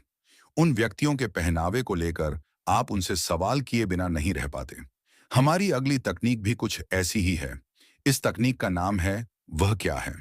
सुनने में आपको यह थोड़ा अजीब लग सकता है, लेकिन हम आपको बता दें कि यह तकनीक हमेशा काम करती है। तो आइए जानते हैं वह क्या है तकनीक के बारे में। लेखिका कई बार जब पार्टियों में जाती हैं तो लोग उनसे अक्सर उनके गोल चश्मे के बारे में पूछते हैं। लोग उनसे यह सवाल पूछते हैं कि यह चश्मा उन्होंने कहां से लिया और इस डिजाइन का सुझाव उनको कहां से मिला। इस प्रकार आपको भी हमेशा कुछ ऐसा पहनना चाहिए जिससे लोग आपसे उस बारे में पूछने के लिए मजबूर हो जाएं। मान लीजिए कि आपने एक अच्छी गोल्फ टी शर्ट पहनी है और इससे दरअसल आप सामने वाले व्यक्ति को एक मौका देते हैं कि वह आपसे आकर पूछे कि आपकी शर्ट अच्छी है, क्या आप गोल्फ खेलते हैं। इस तरह से आप ऐसे व्यक्तियों को आकर्षित कर सकते हैं जो गोल्फ खेलते हैं या जिन्हें गोल्फ में दिलचस्पी है। तो जिस भी व्यक्ति को आप प्रभावित करना चाहते हैं, आप उसका ध्यान आकर्षित करने वाले कपड़े पहनें। ऊपर दिए गए उदाहरण में जब आप बात गोल्फ खेलने से शुरू करेंगे, तब अवश्य ही आप यह भी बात करेंगे कि क्या वह भी गोल्फ खेलते हैं या उन्होंने कौन से गोल्फ कोर्स में यह खेल खेला है या उनके खेल की तकनीक क्या है। यहीं से आप एक नए व्यक्ति को अपना दोस्त बना पाएंगे। कई बार ऐसा होता है कि आप जिन लोगों से बात करना चाहते हैं वह लोग आपसे बात नहीं करते, मगर वह लोग आपसे बात कर रहे हैं जिनमें आपको कोई विशेष रुचि नहीं है। इसके लिए जो तकनीक इस्तेमाल की जाती है वही हमारी अगली सलाह होगी। अगर आपका कोई परिचित व्यक्ति जो आपके पसंद के व्यक्ति को जानता हो, तो आप उनसे कहिए कि वह आपकी उस व्यक्ति से पहचान कराएं। इसे वह कौन है तकनीक कहा जाता है, जिसमें आप किसी जान पहचान के व्यक्ति के जरिए अपनी पसंद के व्यक्ति से मुलाकात करते हैं। उसके बाद आप वह क्या है तकनीक का इस्तेमाल करके उस व्यक्ति से अपनी बातचीत को आगे बढ़ा सकते हैं। क्या हो यदि आप जिस व्यक्ति से बात करना चाहते हैं वह किसी समूह के बीच में हो। इसके अलावा उस व्यक्ति ने कुछ ऐसा विशेष भी ना पहना हो जिससे आप वह क्या है तकनीक का इस्तेमाल कर सकें। वहीं आपके आसपास कोई ऐसा व्यक्ति भी ना हो जो आपके साथ साथ उस व्यक्ति को भी जानता हो। ऐसी स्थिति में आप वह कौन है तकनीक का इस्तेमाल नहीं कर पाएंगे। तो अब आप कैसे उस व्यक्ति के पास जाकर उससे बात करेंगे और अपनी बातचीत को आगे बढ़ाएंगे। इस स्थिति में आती है हमारी तकनीक नंबर 14, जिसका नाम है बातों की जासूसी करना। आप सोच रहे होंगे भला इस तरह किसी समूह की बातें सुनना कौन सी तकनीक हो सकती है, लेकिन आपको यह जानकर हैरानी होगी कि यह तकनीक बेहद ही कारगर है और यह आपके तब काम आएगी जब आपके पास आपकी रुचि के व्यक्ति से बात करने का कोई भी तरीका नहीं होगा। इस तकनीक में आपको जिस भी समूह में आपकी रुचि का व्यक्ति खड़ा है उस समूह के पास जाकर चुपचाप खड़े हो जाना है। इसके साथ ही आपको उनकी बातें सुनने की कोशिश करनी है और यह जानना है कि वह किस विषय पर बात कर रहे हैं। जैसे ही आपको कोई ऐसा विषय सुनाई दे जिसमें आप सहज महसूस करते हो, तब आप तुरंत उस समूह की ओर मुड़कर यह कहें कि माफ कीजिएगा, मैं खुद को आप लोगों की बातें सुनने से रोक नहीं पाया। दरअसल मुझे इस विषय में बहुत रुचि है जिसके बारे में आप सभी बात कर रहे थे। क्या हम इस बारे में और बात कर सकते हैं। इसी के साथ आप भी अब उस समूह का हिस्सा बन चुके हैं। अब आप अपनी रुचि के व्यक्ति के साथ समय व्यतीत करके उसके साथ अपनी बातचीत को आगे बढ़ा सकते हैं। उदाहरण के लिए ऐसा सोच कि आप एक क्लब में किसी व्यक्ति से बेहद आकर्षित हो जाते हैं, लेकिन वह व्यक्ति एक समूह के साथ बैठा है। इस स्थिति में आप उस ग्रुप के पास जाकर खड़े हो जाएं और उनकी बातें सुनने की कोशिश करें। मान लीजिए कि वह लोग हिमालय पर ट्रैक पर जाने की बात कर रहे हैं। उसी क्षण आप यह कहकर उनके साथ बातचीत शुरू कर सकते हैं कि माफ कीजिएगा, मैं अपने आप को आपकी बातें सुनने से रोक नहीं पाया। दरअसल मैं भी कुछ दिनों में हिमालय पर ट्रैकिंग करने जाने का विचार कर रहा, तो यदि आप इससे संबंधित कुछ सुझाव देना चाहें, तो मुझे बेहद खुशी होगी। इसी तरह आप लोगों की बातों की जासूसी करके उन तक पहुंचने का एक रास्ता निकाल सकते हैं, जो कि बेहद आसान और कारगर साबित होगा। जब कोई आपसे यह पूछता है कि आप कैसे हैं और क्या करते हैं, तो आपका जवाब क्या होता है? आमतौर पर लोग इस सवाल का जवाब आप 2 या अधिक से अधिक 3 शब्दों में देते हैं। जैसे यदि आप दिल्ली में रहते हैं और कोई आपसे पूछे कि आप कहाँ से हो, तो इसके जवाब में आप शायद ये कहेंगे कि जी मैं दिल्ली में रहता हूँ। इसी प्रकार का जवाब आप क्या करते हैं कि सवाल पर भी देते हैं। अब हम आपको बताते हैं कि हमारी अगली तकनीक जो यह कहती है कि यदि आपको सामने वाले व्यक्ति को वास्तव में प्रभावित करना है, तो आपको इन दोनों ही सवालों के जवाबों को बदलने की सख्त आवश्यकता है। अब आप सोच रहे होंगे कि मेरे शहर का नाम पूछ जाने पर मैं भला और अतिरिक्त क्या जवाब सोच सकता हूं? तो परेशान मत होइए, क्योंकि हम आपको बताएंगे इन सवालों के ऐसे जवाब जो वाकई में बेहद दिलचस्प होंगे। इसके लिए सबसे पहले तो आपको अपने शहर या कस्बे के बारे में थोड़ी जानकारी इकट्ठी करनी होगी। जैसे आपका शहर किन चीजों के लिए मशहूर है, या आपके शहर में कौन-कौन सी घूमने लायक जगह हैं, या आपके शहर की क्या-क्या विशेषताएं हैं। अब जब भी कोई आपसे पूछे कि आप कहाँ से हैं, तो अपने शहर का नाम बताने के साथ-साथ आप उस शहर के बारे में कुछ और अतिरिक्त बातें भी जोड़ दीजिए। यह बातें क्या होंगी, यह इस बात पर निर्भर करता है कि सामने वाले व्यक्ति की किस क्षेत्र में रुचि है। मान लीजिए, अगर कोई प्रकृति प्रेमी आपके बारे में पूछता है, तो उसे जवाब देते समय आपको अपने शहर के प्राकृतिक सौंदर्य को दर्शाने वाली विशेषताओं को उजागर करना है। उदाहरण के लिए मान लीजिए आप वॉशिंगटन में रहते हैं। अब यदि आपसे कोई पूछता है कि आप कहाँ से हैं, तो जवाब में आप बोलेंगे कि मैं वॉशिंगटन का रहने वाला हूँ। वह शहर जिसकी योजना भी उसी व्यक्ति ने बनाई थी, जिसने फ्रांस की राजधानी पेरिस की बनाई थी। अब बात आती है जब आपसे कोई पूछता है कि आप क्या करते हैं। इस सवाल का जवाब हम अक्सर हमारे व्यवसाय या नौकरी के बारे में बताकर देते हैं। जैसे कि यदि कोई डॉक्टर है, तो वह यही बताता है कि मैं एक डॉक्टर के तौर पर काम करता हूँ। मगर यदि आप अपनी पहचान इस तरह से लोगों को बताएंगे, तो जल्द ही उनकी रुचि आपसे खत्म हो जाएगी। इसी तरह आपको यहाँ पर भी वैसी ही तकनीक का इस्तेमाल करना है, जो आपने आप कहाँ से हो पूछने पर की थी। यहीं से सामने आती है हमारी अगली तकनीक, जो यह कहती है कि जब भी आपसे कोई यह पूछे कि आप क्या करते हैं, तो इसका जवाब सीधे-सीधे देने के बजाय आप इसमें अपने कार्य के बारे में कुछ दिलचस्प बातों को जोड़ दीजिए। इससे ऐसा होगा कि सामने वाले व्यक्ति को उन बातों से आपके बारे में और रुचि पैदा हो। इसके साथ ही वह आपसे बात करने के लिए उत्सुक रहेंगे। लेकिन इसका मतलब यह भी नहीं कि आप उसे अपने काम के बारे में साधारण बातें बताएं। जैसे कि आप एक डॉक्टर हैं, तो सामने वाले व्यक्ति को यह ना बताएं कि डॉक्टर का काम क्या होता है, बल्कि उसे अपने काम के कुछ ऐसे किस्से बताएं जो आपको लगता है कि ज्यादातर लोगों ने नहीं सुने होंगे। अपनी पहचान कराने के इन तरीकों का इस्तेमाल आप ना केवल अपनी पहचान कराने के दौरान करें, बल्कि जब कभी आप किसी और की पहचान अपने किसी मित्र से करवाएं, तब उनकी पहचान भी इन्हीं 2 तकनीकों के आधार पर करवाएं। मान लीजिए कि आपका एक चित्रकार दोस्त है, जिसे आपको अपने दूसरे दोस्त से मिलवा है, जो कि एक गायक है। जब आप उन दोनों को मिलवा जाएंगे, तब आप उन दोनों को एक दूसरे का नाम बताने के साथ-साथ वह कहाँ रहते हैं और उनके काम के विषय में कुछ दिलचस्प बातें भी बताएंगे। हालांकि इस तकनीक का असर आप पर नहीं दिखेगा, लेकिन इससे इन दोनों व्यक्तियों की नजर आपकी छवि एक सभ्य व्यक्ति के तौर पर निकल कर आएगी। यही होगी हमारी 17वीं तकनीक, जिसके अनुसार आपको कभी भी किसी भी व्यक्ति की पहचान केवल उसका नाम बताकर नहीं करवानी चाहिए। इसमें आपको कुछ विशेष और दिलचस्प बातें भी जोड़नी चाहिए, ताकि उन दोनों व्यक्तियों को आगे बात करने में सुविधा हो और दोनों ही व्यक्ति आपके इस व्यवहार से प्रभावित भी हो जाएं। कई बार आपके साथ ऐसा हुआ होगा कि आप एक समूह में बैठे हों और तब अचानक से सब लोग शांत हो गए हों, जैसे किसी के पास कुछ भी कहने के लिए नहीं हो। जब एक समूह में होते हैं तब तो इस स्थिति से निकलने के कई सारे तरीके हैं। लेकिन यदि आप अकेले किसी व्यक्ति से मिलने गए हैं और उस वक्त ऐसी परिस्थिति पैदा होती है, तो वह आप दोनों को ही असहज कर देती है। यहीं से आती है हमारी 18वीं तकनीक कि कैसे आप एक रूखी बातचीत में नई जान फूंक सकते हैं।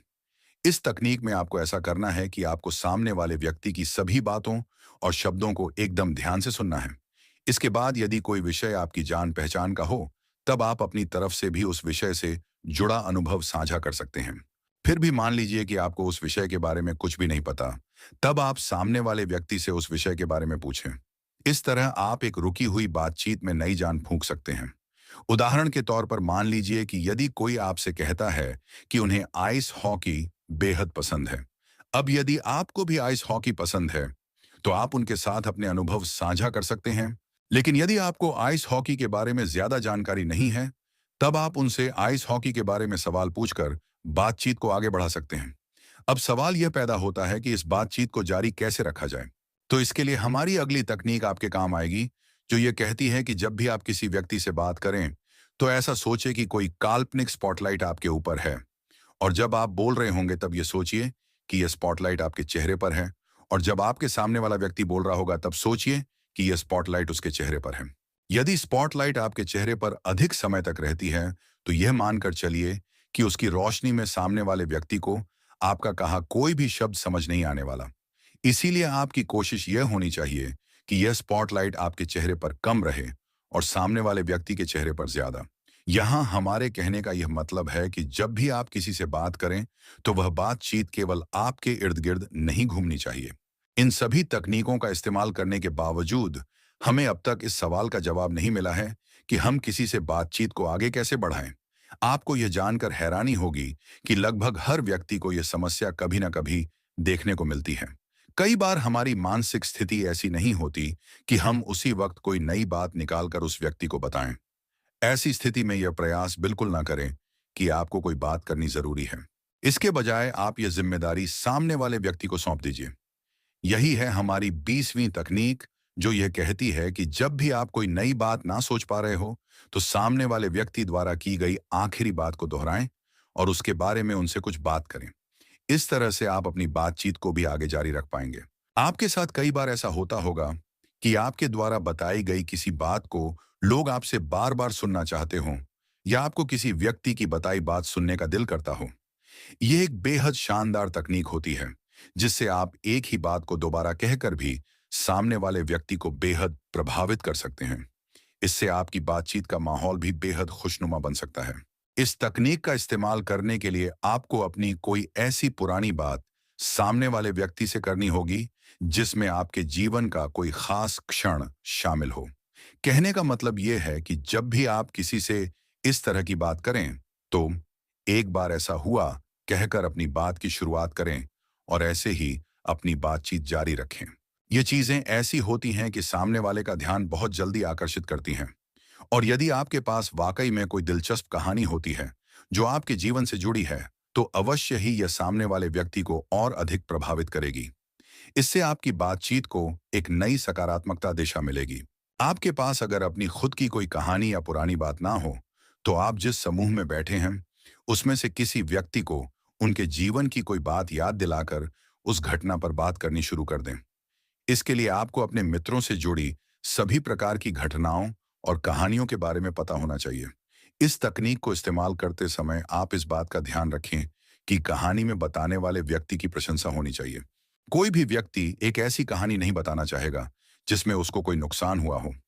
इस तकनीक का एक फायदा और है कि जब वह व्यक्ति पूरे समूह को अपनी कहानी बताने में पूरी तरह से मशगूल हो जाए, तब आप उस बातचीत को छोड़कर आसानी से जा सकते हैं। तो यह तकनीक आपके लिए किसी भी बातचीत को छोड़कर जाने में काफी मददगार साबित होगी। इस बातचीत के दौरान आपको हमेशा एक सकारात्मक दृष्टिकोण वाले व्यक्ति के तौर पर नजर आना चाहिए। हमारी बावी तकनीक इसी बारे में है, जो यह कहती है कि किसी के सामने यदि आपको एक सकारात्मक व्यक्ति के तौर पर उभर कर आना है, तो यह काम आप 1 या 2 दिन में नहीं सीख सकते। इस तकनीक को सीखने के लिए आपको थोड़े धैर्य की आवश्यकता होगी। इस तकनीक के अनुसार एक सकारात्मक व्यक्ति हमेशा खुलकर लोगों से बात करता है और उसकी मुस्कुराहट भी खुलकर आती है। इससे सामने वाले व्यक्ति को इस बात का पता लगने लगता है कि आप एक सकारात्मक दृष्टिकोण रखने वाले व्यक्ति हैं। आपके साथ कई बार ऐसा हुआ होगा जब आप कोई नई और दिलचस्प बात नहीं सोच पाते। ऐसी स्थिति में आपका यह जानना बेहद आवश्यक है कि कैसे आप हर वक्त कुछ ऐसा बोले जो सामने वाले व्यक्ति को दिलचस्प लगे।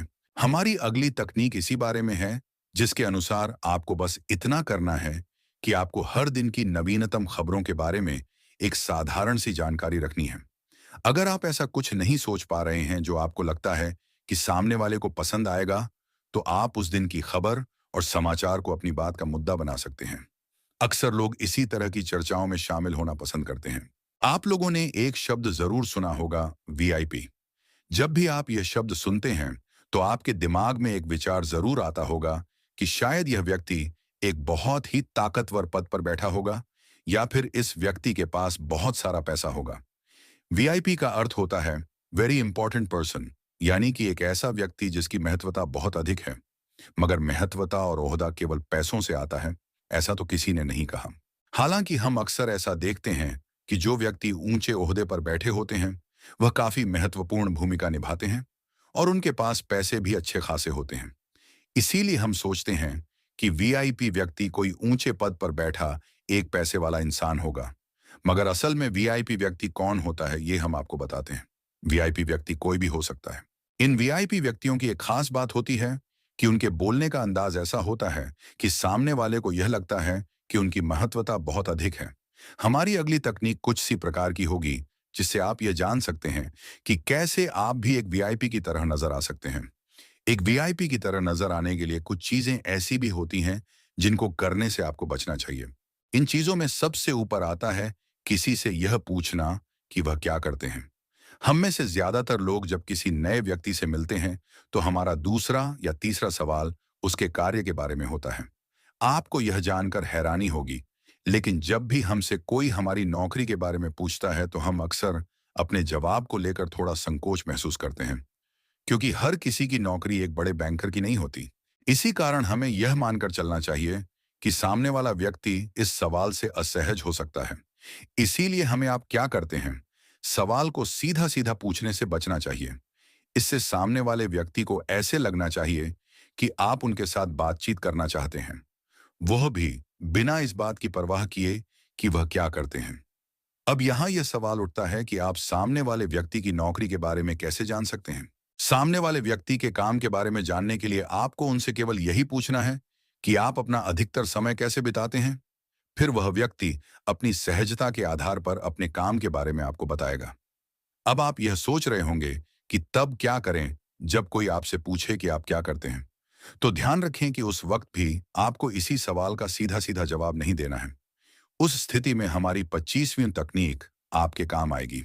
हमारी 25वीं तकनीक यह कहती है कि जब भी आपसे कोई यह पूछे कि आप क्या काम करते हैं, तो जवाब देने से पहले आप अपने आप से यह सवाल करें कि उस व्यक्ति को आप में क्या दिलचस्पी हो सकती है। क्या वह आपके साथ व्यापार करना चाहता है? क्या वह आपका दोस्त बनना चाहता है? या क्या वह आपका बॉयफ्रेंड या गर्लफ्रेंड बनना चाहता है? इस आधार पर आप अपना एक छोटा रिज्यूमे हमेशा अपने दिमाग में तैयार रखें और उसके आधार पर ही उन्हें जवाब दें। अगर वह व्यक्ति बस एक साधारण सा व्यक्ति है जो मात्र आपसे जान पहचान करना चाहता है, तो आप हमारी पहले की बताई गई तकनीक का इस्तेमाल करें। एक वीआईपी की तरह बनने के लिए एक चीज और है जो आपके लिए काफी ज्यादा महत्वपूर्ण है। वह चीज है आपके अंदर की स्मार्टनेस। लोग हमें अक्सर हम जितने स्मार्ट होते हैं उतना ही देख पाते हैं, लेकिन एक तकनीक ऐसी भी है जिससे आप जितने स्मार्ट हैं उससे भी अधिक स्मार्ट आप लोगों को दिख सकते हैं। इस तकनीक के अनुसार आप अपनी बोलचाल में इस्तेमाल होने वाले शब्दों को थोड़ा बदलिए।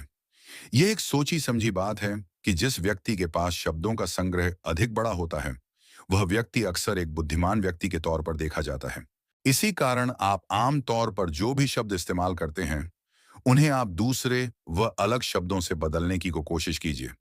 इससे थोड़े ही दिनों में आप इन शब्दों पर भी महारत हासिल कर लेंगे, और जब अगली बार आप यह शब्द इस्तेमाल करेंगे, तब आप एक बेहद स्मार्ट व्यक्ति के तौर पर उभर कर आएंगे।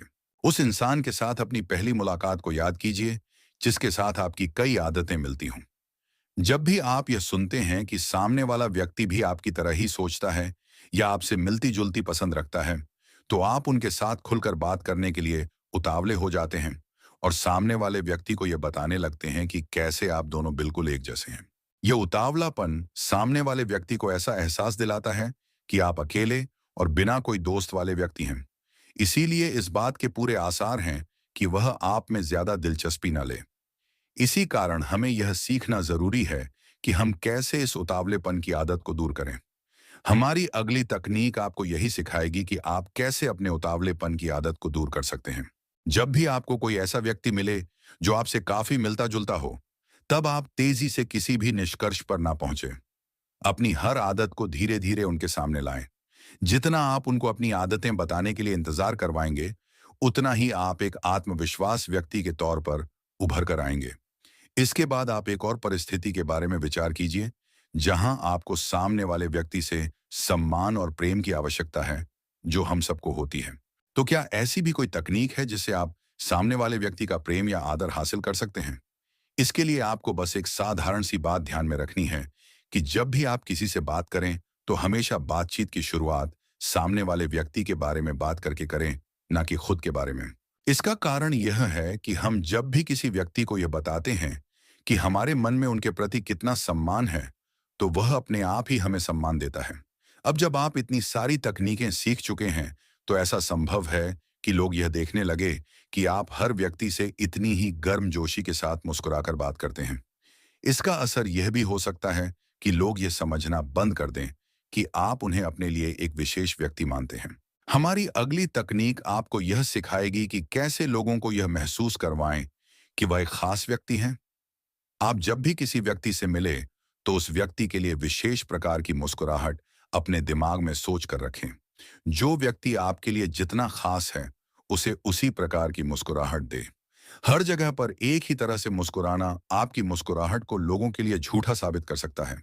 इसलिए जो लोग आपके बहुत करीब हैं, उनको एक विशेष मुस्कुराहट दें, ताकि उन्हें यह एहसास हो कि वह आपके जीवन में एक विशेष स्थान रखते हैं। कई बार हम बातचीत करते करते यह भूल जाते हैं कि वह कौन सी बातें हैं जो हमें एक बेवकूफ की तरह प्रदर्शित कर सकती हैं। इसी कारण हम जब भी कुछ बोलते हैं, तो हमें इस बात का पूरा ध्यान रखना चाहिए कि कहीं यह बात हमें एक बेवकूफ की तरह तो नहीं दिखाएगी। हमारी तीवी तकनीक आपको यही सिखाएगी कि कैसे आप बेवकूफी भरी बातें करने से खुद को बचा सकते हैं। इस तकनीक में बस एक छोटी सी बात है जो आपको ध्यान में रखनी है, और वह यह है कि जब भी आप किसी व्यक्ति से मिले, तो ऐसे वाक्यों का इस्तेमाल ना करें जो बेहद अधिक इस्तेमाल किए जाते हैं।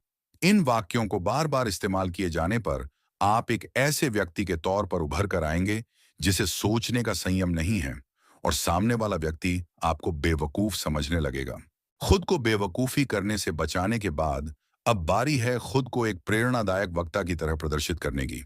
हमारी अगली तकनीक आपको यह सिखाएगी कि कैसे आप एक प्रेरणादायक वक्ता की तकनीकों का इस्तेमाल करके खुद को एक बेहतरीन व्यक्ति के तौर पर प्रदर्शित कर सकते हैं। इसके लिए आपको यह ध्यान रखना है कि जब भी आप कोई बात कहें, तो उस बात का संदर्भ सबसे मिलता जुलता होना चाहिए।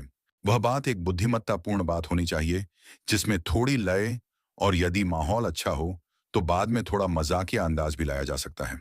इस तकनीक के साथ आप अपनी बात को उतनी ही आसानी से लोगों के दिमाग तक पहुंचा सकते हैं, जैसे एक प्रेरणादायक वक्ता अपने श्रोताओं तक अपनी बात पहुंचाता है। बेवकूफी भरी एक और बड़ी गलती जो अक्सर लोग करते हैं, वह यह है कि अक्सर लोग शब्दों के जाल में फंस जाते हैं। वह कई बार सामने वाले व्यक्ति को नाराज ना करने के लिए शब्दों के साथ हेराफेरी करने की कोशिश करते हैं, जो अपने आप में एक बेहद गलत निर्णय है। बेवकूफी करने से बचने के लिए आपको हमेशा जो शब्द आपके दिमाग में होते हैं, उन्हें कहने की क्षमता रखनी चाहिए। ऐसे व्यक्ति भले ही एक बार के लिए किसी को अकड़ू नजर आएंगे, लेकिन धीरे धीरे लोग यह समझ जाएंगे कि वास्तव में आप अपनी जगह पर सही हैं। इस तकनीक से आप अपने जीवन की कई सारी गैर जरूरी समस्याओं से बच सकते हैं। इसके बाद वो बेवकूफी वाली हरकत जो अक्सर थोड़े मजाकिया अंदाज वाले लोग करते हैं। कई बार हमें सामने वाले व्यक्ति के बारे में कुछ ऐसा पता चलता है जो हमारी नजर में काफी मजाकिया होता है। अब कई लोग यहाँ पर यह गलती करते हैं कि वह इस बात पर उस व्यक्ति का मजाक उड़ाने लगते हैं। लेकिन हमारी इस अगली तकनीक के अनुसार आपको कभी भी किसी और का मजाक नहीं उड़ाना चाहिए। यह आपको बहुत भारी पड़ सकता है। ऐसा नहीं हो सकता कि आपकी हर बातचीत एक खुशनुमा बातचीत हो। कई बार ऐसा हो सकता है कि आपको किसी को कोई बुरी खबर भी देनी पड़ जाए। उस वक्त जाने अनजाने में कई बार ऐसा होता है कि हम उस तरह से व्यवहार नहीं करते जैसा सामने वाला व्यक्ति हमसे उम्मीद करता है। उदाहरण के लिए, यदि आपको किसी को कोई बुरी खबर देनी हो और आप अगर यह खबर उस व्यक्ति को मुस्कुराते हुए दें, तो अवश्य ही वह व्यक्ति आपके बारे में अच्छा नहीं सोचेगा। हमारी अगली तकनीक यही बताती है कि जब भी आप किसी को कोई बात बोले, तो उस वक्त अपने मूड को दरकिनार कर उस खबर को सुनकर सामने वाले व्यक्ति की क्या प्रतिक्रिया होगी, उस आधार पर अपने चेहरे के भाव और अपना व्यवहार रखें। खराब परिस्थिति की सूची में एक ऐसी स्थिति भी है जहां कोई आपको बार बार एक ही प्रकार का सवाल पूछकर परेशान करता है। यह सवाल ऐसा होता है जिसका आप जवाब देना नहीं चाहते। तो क्या कोई ऐसी तकनीक है जिससे आप इन सवालों का जवाब देने से बच सकें? यह एक सामान्य सी तकनीक है जिसका इस्तेमाल करने के लिए आपको बस इतना करना है कि जब भी कोई व्यक्ति आपसे ऐसा सवाल पूछे, तो आप उस व्यक्ति को कोई अनिश्चित सा जवाब दें। जब वह व्यक्ति एक स्पष्ट जवाब के लिए फिर से आपसे सवाल पूछे, तो आप वही जवाब दोबारा दोहराएं। आपने राजनेताओं और बड़े बड़े सेलिब्रिटीज को ऐसे कई विवादास्पद सवालों के जवाब देते सुना होगा। इस तरह वह सामने वाले व्यक्ति को भी चुप करा देते हैं। अब बात करते हैं हमारी अगली तकनीक की। आप अपने पसंदीदा अभिनेता या अभिनेत्री के बारे में सोचिए। अब यह उम्मीद कीजिए कि वह सेलिब्रिटी आपके सामने खड़ा है। तब आप उनसे क्या बात करेंगे? आप जरूर नर्वस हो जाएंगे, लेकिन एक ऐसी तकनीक भी है जिससे आप यह सीख सकते हैं कि जब कभी भी आप किसी सेलिब्रिटी से मिले, तो उनसे कैसे बेहतरीन तरीके से बात करें। इस तकनीक में एक साधारण सा नियम शामिल है कि जब भी आप किसी प्रसिद्ध हस्ती से मिले, तो बार बार उनके काम की प्रशंसा ना करें, क्योंकि एक ऐसी चीज है जिसको सुनने के वह आदी हो चुके हैं। आप बस उतना कहिए कि आप उन्हें देखकर अच्छा महसूस कर रहे हैं। अगर आपको उनके काम की तारीफ ही करनी है, तो उनके नवीनतम काम के बारे में बताएं, ना कि उनके पुराने काम के बारे में जो उनके दिमाग में काफी धुंधला हो चुका हो।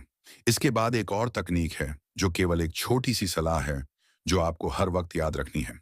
हम जब भी किसी को थैंक यू बोलते हैं, तो हम केवल थैंक यू ही बोलते हैं, लेकिन कभी भी सिर्फ थैंक यू ना बोलकर इसके साथ जिस कार्य के लिए आप उनको शुक्रिया कहना चाहते हैं, उसको भी जोड़ दें। उदाहरण के लिए, जैसे मेरी मदद करने के लिए आपका शुक्रिया। इससे सामने वाले व्यक्ति को ऐसा एहसास होता है कि आप उनकी मदद को स्वीकार कर रहे हैं और उनके वास्तव में शुक्रगुजार हैं। आपने कई बार ऐसे लोगों को देखा होगा जो हर तरह के लोगों के साथ घुल मिल जाते हैं। उन लोगों को बहुत ज्यादा जानकारी होती है और वह आसानी से हर समूह का केंद्र बन जाते हैं।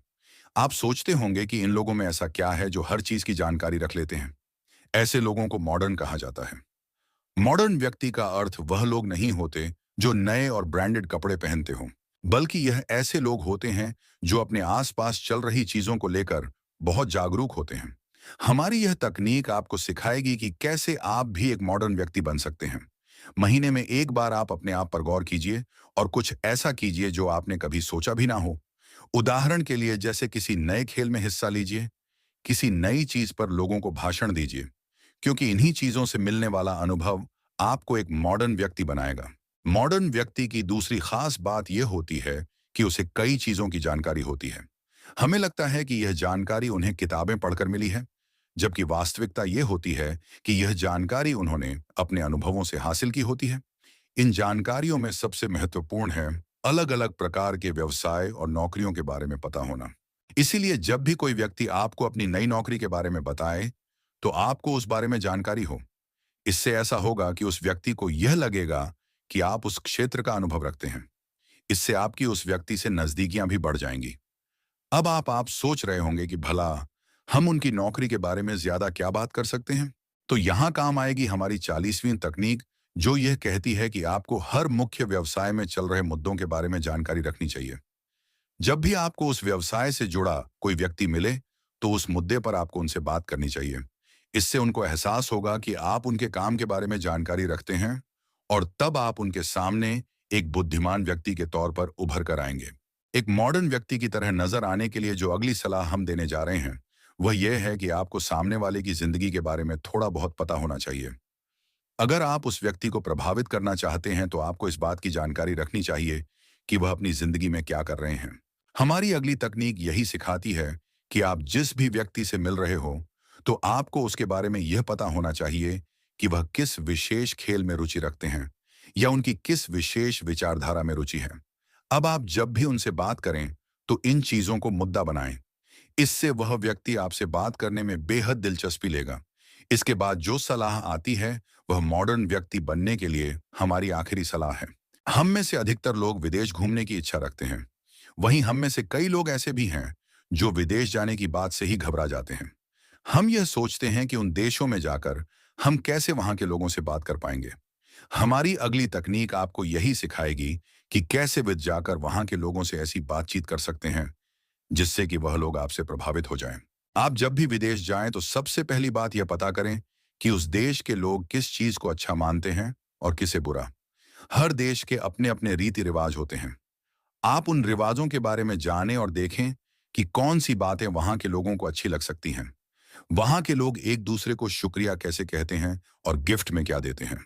अगर आप इन चीजों के बारे में जान लेंगे तो उस देश के लोग भी यह जानकर हैरान होंगे कि कैसे एक दूसरे देश से आया व्यक्ति उनकी संस्कृति के बारे में इतना कुछ जानता है। ऐसा कई बार हुआ होगा जब आप किसी से कोई बात करना चाहते हैं लेकिन वह बात आप ठीक तरीके से सामने वाले व्यक्ति को समझा नहीं पाते। कई बार ऐसा भी होता होगा जब सामने वाला व्यक्ति आपको गलत समझ बैठे। इस स्थिति में हमारी अगली तकनीक आपको सिखाएगी कि कैसे आप अपने मन की बात सामने वाले व्यक्ति को बता सकते हैं। इस तकनीक का इस्तेमाल करने के लिए आपको सबसे पहले सामने वाले व्यक्ति के हाव भाव देखने होंगे। कुछ लोगों को देखकर चीजें समझने की आदत होती है, तो वहीं कई लोग ऐसे होते हैं जिनको सुनकर चीजें समझने की आदत होती है। इसलिए सबसे पहले आपको यह पता करना है कि जिस व्यक्ति से आप बात कर रहे हैं उस व्यक्ति की चीजों को समझने की प्रक्रिया क्या है, और फिर उसी के अनुसार आप अपनी बातें उनसे कहें। अपने मन की बात बताने के बाद आप सामने वाले व्यक्ति का भरोसा काफी हद तक जीत सकते हैं। लेकिन इसे और प्रभावशाली बनाने के लिए आपको हमारी अगली तकनीक काम आएगी। इसके लिए आपको बस इतना करना है कि जब भी आप किसी व्यक्ति से बात करें तो मैं या तुम जैसे शब्दों की जगह हम या हमारा जैसे शब्दों का इस्तेमाल करें। इससे सामने वाले व्यक्ति को आपके नजदीक होने का आभास होगा। इन दोनों तकनीकों को इस्तेमाल करने के बाद अब बारी आती है हमारी 50वीं तकनीक को आजमाने की।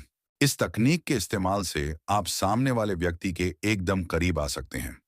आपको केवल इतना करना है कि आपको उस व्यक्ति के साथ बिताए अपने किसी खास क्षण को याद करना है।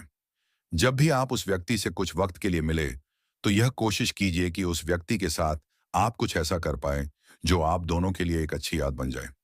भले ही आप उनके साथ छोटा सा मजाक करें, लेकिन जब अगली बार आप उनसे मिलेंगे तो आप दोनों उन अच्छी यादों को याद करें। इससे वह आपके काफी करीब महसूस करेंगे। अपनी मन की बातें करते वक्त कई बार ऐसा भी हो जाता है कि आपको किसी की तारीफ करनी है, लेकिन ऐसा भी होता है कि आप तारीफ करते हैं लेकिन सामने वाले व्यक्ति को लगता है कि आप शायद उनकी झूठी तारीफ कर रहे हैं।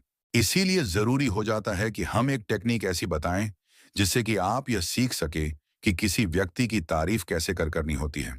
तो यह काम वास्तव में आप नहीं, उस व्यक्ति का कोई दोस्त करेगा। जिस व्यक्ति की आपको तारीफ करनी है आप बस उनके किसी दोस्त के सामने उस व्यक्ति की तारीफ कर दीजिए। वह दोस्त अपने आप ही उस व्यक्ति को आपके द्वारा की गई तारीफ के बारे में उन्हें बता देगा। इससे यह होगा कि उस व्यक्ति को आप ऐसे व्यक्ति नहीं लगेंगे जो केवल मुंह पर झूठी तारीफें करते हैं, बल्कि आप ऐसे व्यक्ति के तौर पर उभर कर आएंगे जो लोगों के पीठ पीछे भी उनकी तारीफें ही करते हैं। आपने अक्सर ऐसे लोगों को देखा होगा जो हर वक्त बस दूसरों की बुराइयां करने में लगे रहते हैं। हमारी अगली 5वीं तकनीक यही कहती है कि आपको लोगों की बुराइयां नहीं बल्कि हर जगह उनकी तारीफें करनी चाहिए। इससे आप एक सकारात्मक व्यक्ति की तरह नजर आएंगे जिससे लोगों का आप पर भरोसा भी मजबूत होगा। अच्छी बातें करने वाले व्यक्ति का एक और नियम जो हमारी 5वीं तकनीक भी है वह यह है कि आपको किसी भी व्यक्ति की तुलनात्मक तारीफ नहीं करनी चाहिए। उदाहरण के लिए, यदि आप किसी लड़की से कहते हैं कि उसका रंग सांवला होने के बावजूद भी वह सुंदर दिखती है, अब यहां आपको ऐसा लग रहा होगा कि आपने उस लड़की की तारीफ की है, मगर वास्तव में यह बात लोगों को बेहद बुरी लगने वाली होती है। इसीलिए आपको इस प्रकार की तुलनात्मक तारीफें करने से बचना चाहिए। अब तक हम खुलकर तारीफें करने के बारे में 2 तकनीकें सीख चुके हैं।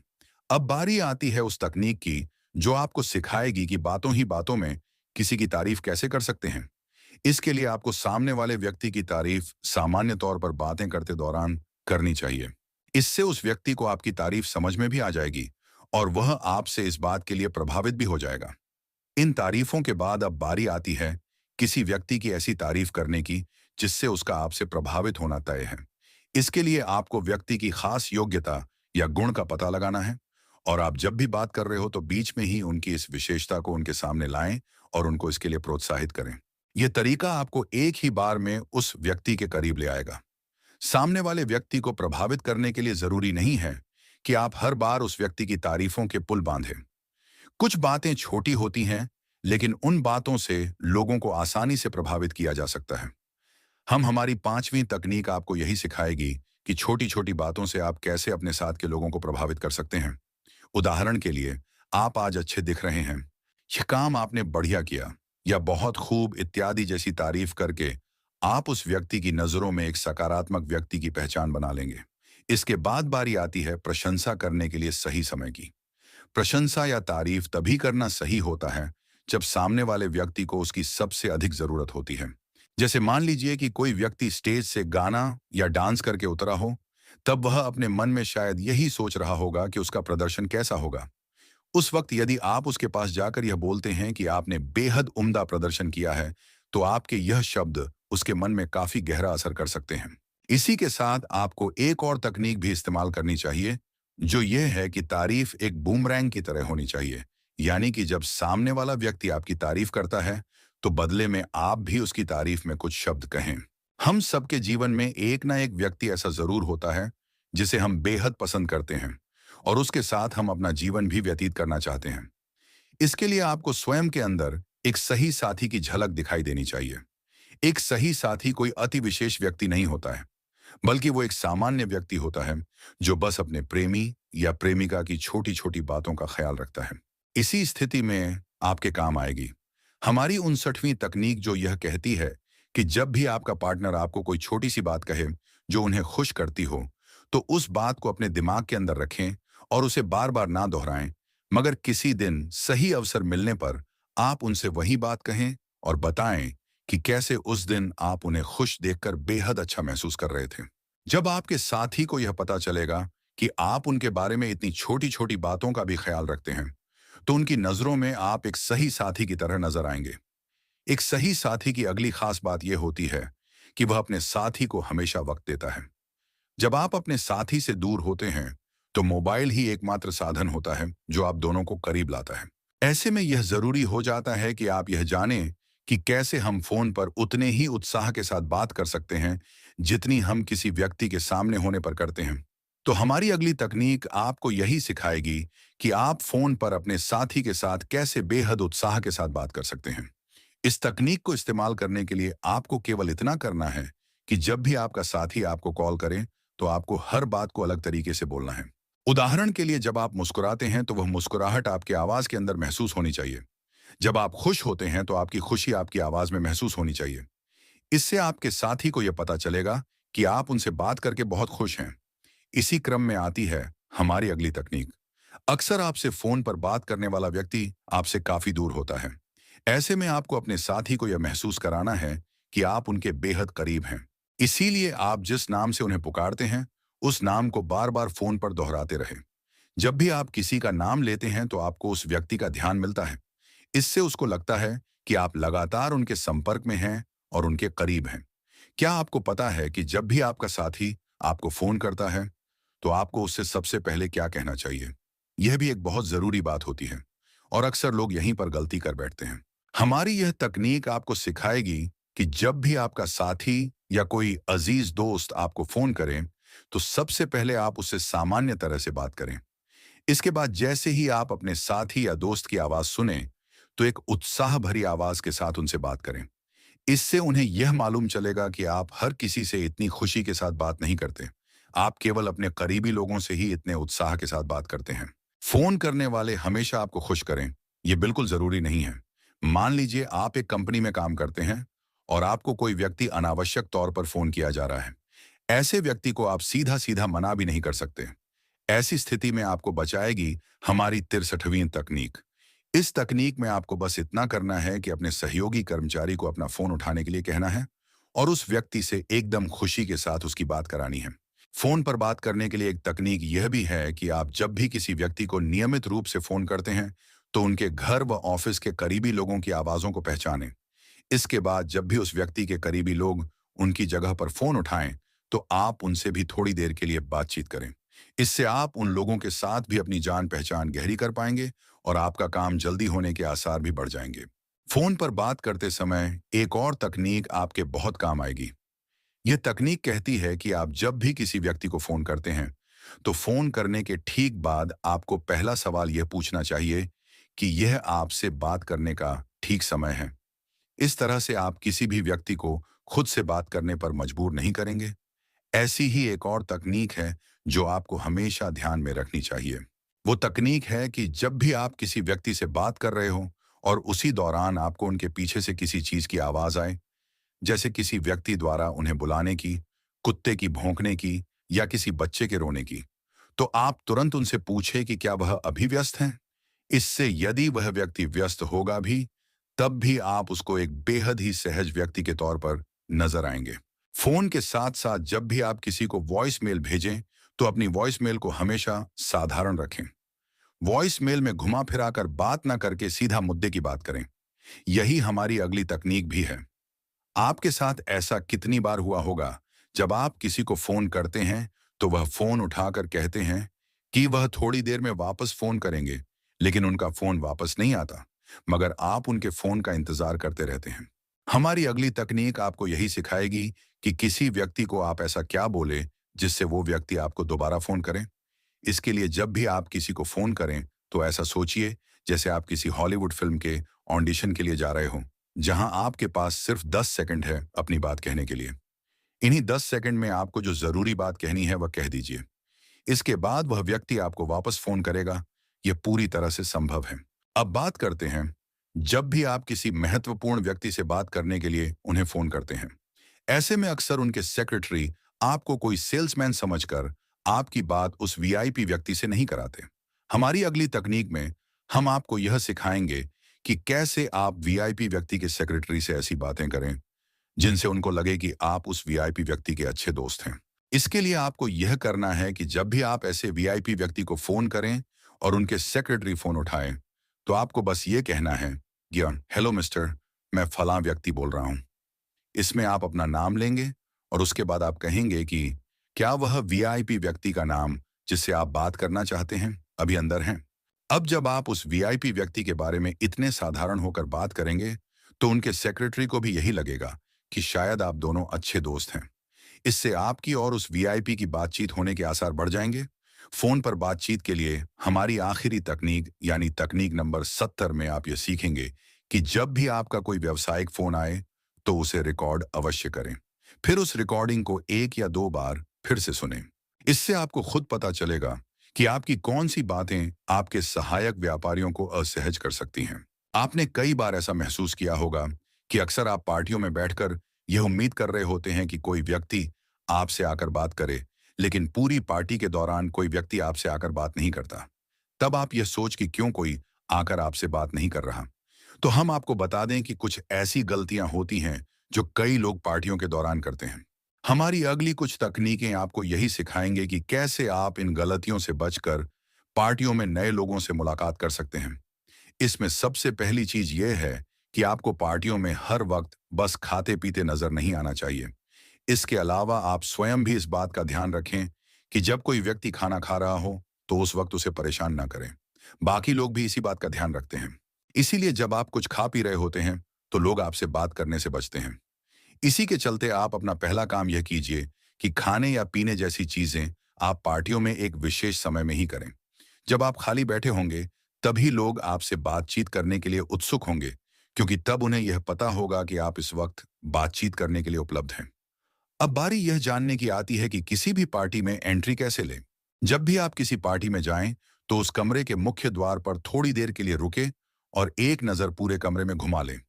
इससे आपके दिमाग में वहां के हालात की पूरी जानकारी बैठ जाएगी और बाकी लोग भी आपको तब तक देख पाएंगे। अब जब आप पार्टी में पहुंच जाएं, तो मान लीजिए कि वहां एक ऐसा व्यक्ति है जिससे आप बात करना चाहते हैं। ऐसी स्थिति में हमारे दिमाग में अक्सर यह आता है कि हम बातचीत की शुरुआत नहीं करेंगे, लेकिन हमारी 73वीं तकनीक यह सिखाती है कि जब भी आप किसी व्यक्ति से बात करना चाहते हैं, तो इस बात का बिल्कुल इंतजार ना करें कि सामने वाला व्यक्ति आकर आपसे बात करेगा। आपको खुद ही उस व्यक्ति से बात कर लेनी चाहिए।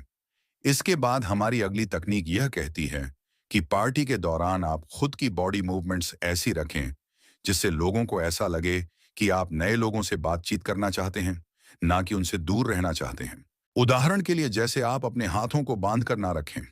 इन चीजों का ध्यान रखकर आप नए लोगों को अपनी ओर आकर्षित कर सकते हैं। इसी पार्टी में जब आप उस खास व्यक्ति से मिले, तो सबसे पहले आप उनको एक सुपरस्टार की तरह महसूस कराएं। अब आप सोच रहे होंगे कि यह आप कैसे कर सकते हैं। तो इसके लिए हमारे पास हमारी तकनीक नंबर 75 है। इस तकनीक के अनुसार जब भी सामने वाला व्यक्ति आपसे कुछ बात कर रहा हो, तो उसकी छोटी छोटी बात भी आप अपने दिमाग में रखें, और जहां भी आपको मौका मिले, आप उनकी छोटी से छोटी सफलता पर भी तारीफ करें। इससे वह व्यक्ति आपसे बहुत प्रभावित होगा, क्योंकि आप उनकी मामूली सी सफलता पर भी इतना प्रोत्साहन दे रहे हैं। हमारी 76वीं तकनीक भी कुछ इस प्रकार की है। इसमें भी आपको सामने वाले व्यक्ति की छोटी छोटी बातों को ध्यान में रखना है। अगली बार जब भी आप उनसे मिले, तो बातों ही बातों में उन्हें बताएं कि आपको कैसे उनके बारे में ये छोटी छोटी बातें याद हैं। हमारी अगली तकनीक खास तौर से सेल्स में काम कर रहे लोगों के लिए है। इन लोगों को यदि अपनी सेल्स आगे बढ़ानी है, तो उन्हें अपने ग्राहकों की छोटी से छोटी शारीरिक हलचल को भी ध्यान में रखना होगा। हर व्यक्ति अपने अंदर से खास तरह के संकेत देता है, जो उस व्यक्ति की शारीरिक हलचल को देखकर समझ में आ सकते हैं। सेल्स में काम कर रहे व्यक्ति को इन शारीरिक हलचल को महसूस करना आना चाहिए। इसके आधार पर ही वह अपने ग्राहकों को अपना उत्पाद खरीदने के लिए मना सकते हैं। एक विजेता या बुद्धिमान व्यक्ति की खास बात यह होती है कि वह कभी भी किसी व्यक्ति को हर छोटी बात के लिए टोकता नहीं है। एक समझदार व्यक्ति सामान्य मानव व्यवहार को बहुत अच्छे से समझता है। इसके अलावा वह बातचीत के दौरान होने वाली कई तरह की समस्याओं जैसे अटकना, हकलाना इत्यादि को हमेशा नजरअंदाज करता है। तो अगर आपके साथ वाला व्यक्ति भी ऐसी कोई सामान्य सी गलती करे, तो उसकी कभी आलोचना ना करें। इसके बाद जो दूसरी चीज हम देखते हैं, वह यह है कि कई बार हम बातों ही बातों में किसी और व्यक्ति की बात को बीच में टोक देते हैं। इससे उस व्यक्ति की बात अधूरी रह जाती है। इसीलिए आपको हमेशा यह ध्यान रखना है कि जिस भी व्यक्ति की बात अधूरी रह गई हो, आप उसे अपनी बात पूरी करने का मौका दें। यदि कोई आपकी बात को बीच में काटता है, तो इस बात के लिए आपको बुरा महसूस करने की बिल्कुल आवश्यकता नहीं है। इस तकनीक के बाद हमारी अगली बात की शुरुआत उस तकनीक से होती है जो आपको यह सिखाती है कि जब भी आप किसी व्यक्ति से मदद मांगे, तो आप अपने इरादे उन्हें पहले से ही बता दें। ऐसा ना करें कि आप उनसे मदद किसी और चीज के लिए मांग रहे हैं, और जब वह आपके पास आए, तो आप उनसे अतिरिक्त मदद मांगने लगे। यह एक चालबाज व्यक्ति की निशानी होती है, इसलिए ऐसा करने से बचें। आपके दोस्तों ने कई बार आपको कहीं ऐसा कहा होगा कि वह आपकी उस बात पर मदद करना चाहते हैं। तब आप यह सोचते हैं कि ऐसा करने से शायद आप किसी दूसरे पर निर्भर नजर आएंगे, और इसीलिए उन्हें मना कर देते हैं। लेकिन हमारी 8वीं तकनीक के अनुसार जब भी आपका कोई करीबी आपकी मदद करने के लिए अपना हाथ आगे बढ़ाए, तो खुले दिल से उसकी मदद को स्वीकार कीजिए और तहे दिल से उन्हें शुक्रिया भी कहिए। अपने दोस्तों के बीच होटल और रेस्टोरेंट के बिल चुकाने को लेकर बहस को अक्सर देखा होगा, जहां कई बार एक ही व्यक्ति बार बार बिल चुका है। तो वहीं कुछ लोग ऐसे भी होते हैं जो कभी भी बिल नहीं चुकाते। इसीलिए अगर आप अपने समूह के साथ हैं, तो बिल चुकाते समय ऐसा कभी ना जताएं कि आप ये बिल चुका रहे हैं, बल्कि लोगों को ऐसा लगना चाहिए कि आप तो मित्रता के कारण ऐसा कर रहे हैं। इससे आपके दोस्तों को अपने आप ही यह एहसास हो जाएगा कि आप अपने सिद्धांतों को लेकर काफी पक्के हैं, और अगली बार से वह अपने आप ही बारी बारी बिल देना शुरू कर देंगे। आपने कई बार ऐसे लोगों को देखा होगा जो पार्टियों में जाकर वहां मौजूद अपने प्रतिद्वंदी व्यक्ति से बहस या किसी लड़ाई झगड़े में उलझ जाते हैं। ऐसे में उन दोनों व्यक्तियों के अलावा बाकी सभी लोगों का मूड खराब हो जाता है। तो यदि आप भी लोगों के सामने अच्छा प्रभाव रखना चाहते हैं, तो कभी भी इस तरह की जगह पर अपने व्यक्तिगत मामलों की बहस ना करें और अपनी पार्टी का मजा लें। पार्टी के बाद अब बात आती है डाइनिंग टेबल की। डाइनिंग टेबल पर कई बार कुछ लोग ऐसी बातें करते हैं जिससे वहां बैठे सभी लोगों के बीच सन्नाटा छा जाता है। इसीलिए आप ऐसे लोगों में शामिल ना हो। इसके लिए आपको हमारी यह तकनीक सीखनी चाहिए। डाइनिंग टेबल पर कभी ऐसे मुद्दों पर बात नहीं करनी चाहिए जो आगे चलकर बहस में बदल सकते हैं। उदाहरण के लिए, यदि कोई व्यक्ति किसी खास विचारधारा को मानता हो, तो उसकी विचारधारा सही है या गलत, इस बारे में बात करने के लिए डाइनिंग टेबल एक सही जगह नहीं है। मान लीजिए कि आपके ऑफिस का कोई दोस्त आपको बाजार या बीच रास्ते में मिल जाता है, तो उस वक्त आपको उस व्यक्ति से क्या बात करनी चाहिए?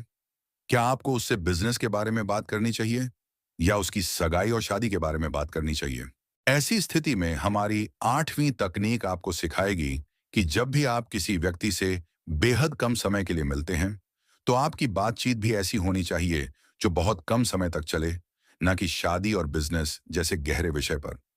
आमतौर पर लोग ऐसी परिस्थितियों से बचने की कोशिश करते हैं जो उन्हें किसी परेशानी में डाल सकती है। लेकिन यदि किसी दिन यही परिस्थितियां आपके सामने आ जाएं, तो उस स्थिति में आपको क्या करना है? हमारी अगली कुछ तकनीकें आपको यही सिखाएंगे।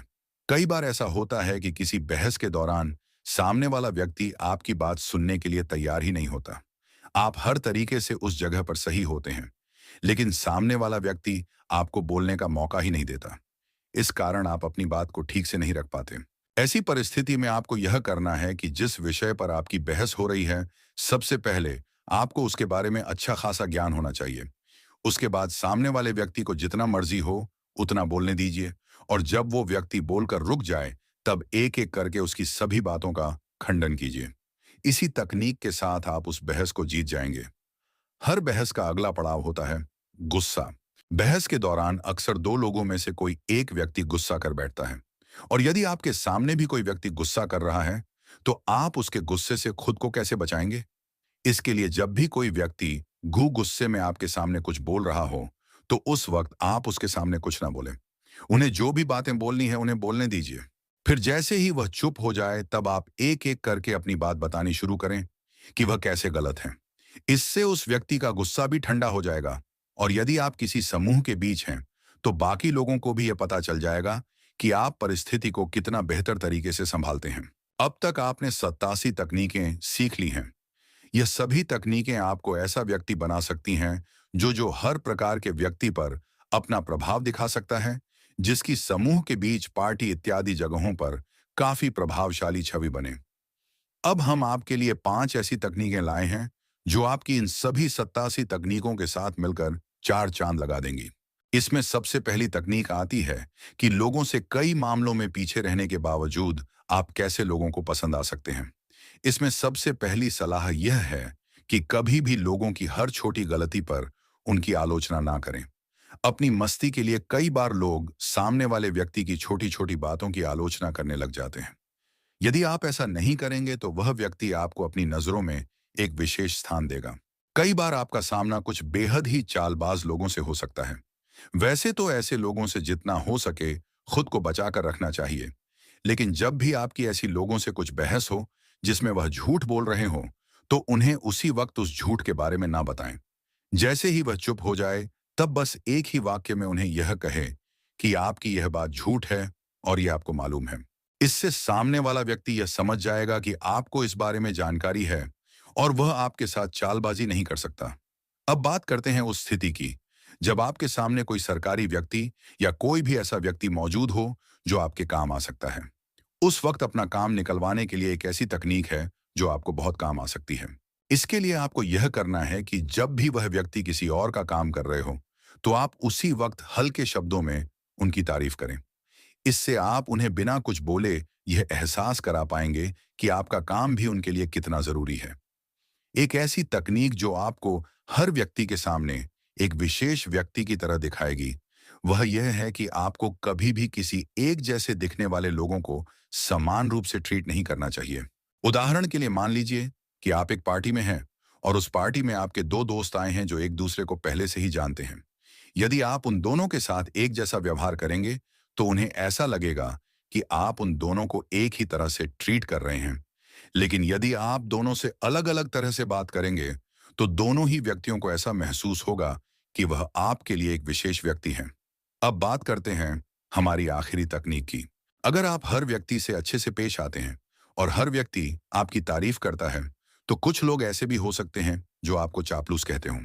लेकिन यहाँ पर हम आपको ये बताना चाहते हैं कि यह कोई मायने नहीं रखता कि दूसरे लोग आपके बारे में क्या सोचते हैं।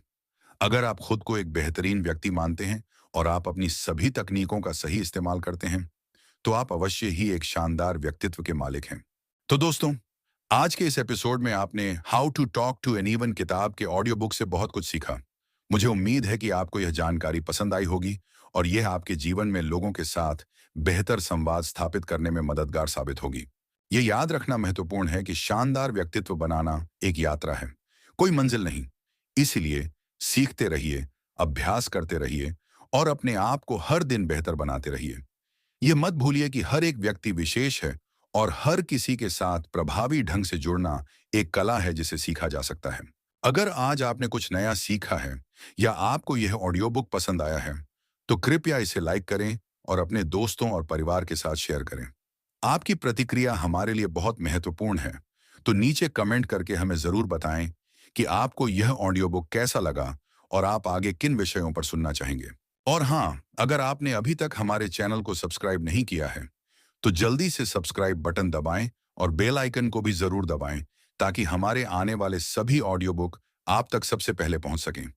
हम आपके लिए हर बार नई और प्रेरणादायक ऑडियो बुक्स लेकर आते रहेंगे। हम जल्द ही एक और शानदार ऑडियो बुक के साथ आपसे मिलेंगे। तब तक के लिए अपना ख्याल रखें और अपने आसपास के लोगों के साथ सकारात्मक संवाद स्थापित करते रहें। याद रखिएगा, आपकी बातें मायने रखती हैं। धन्यवाद।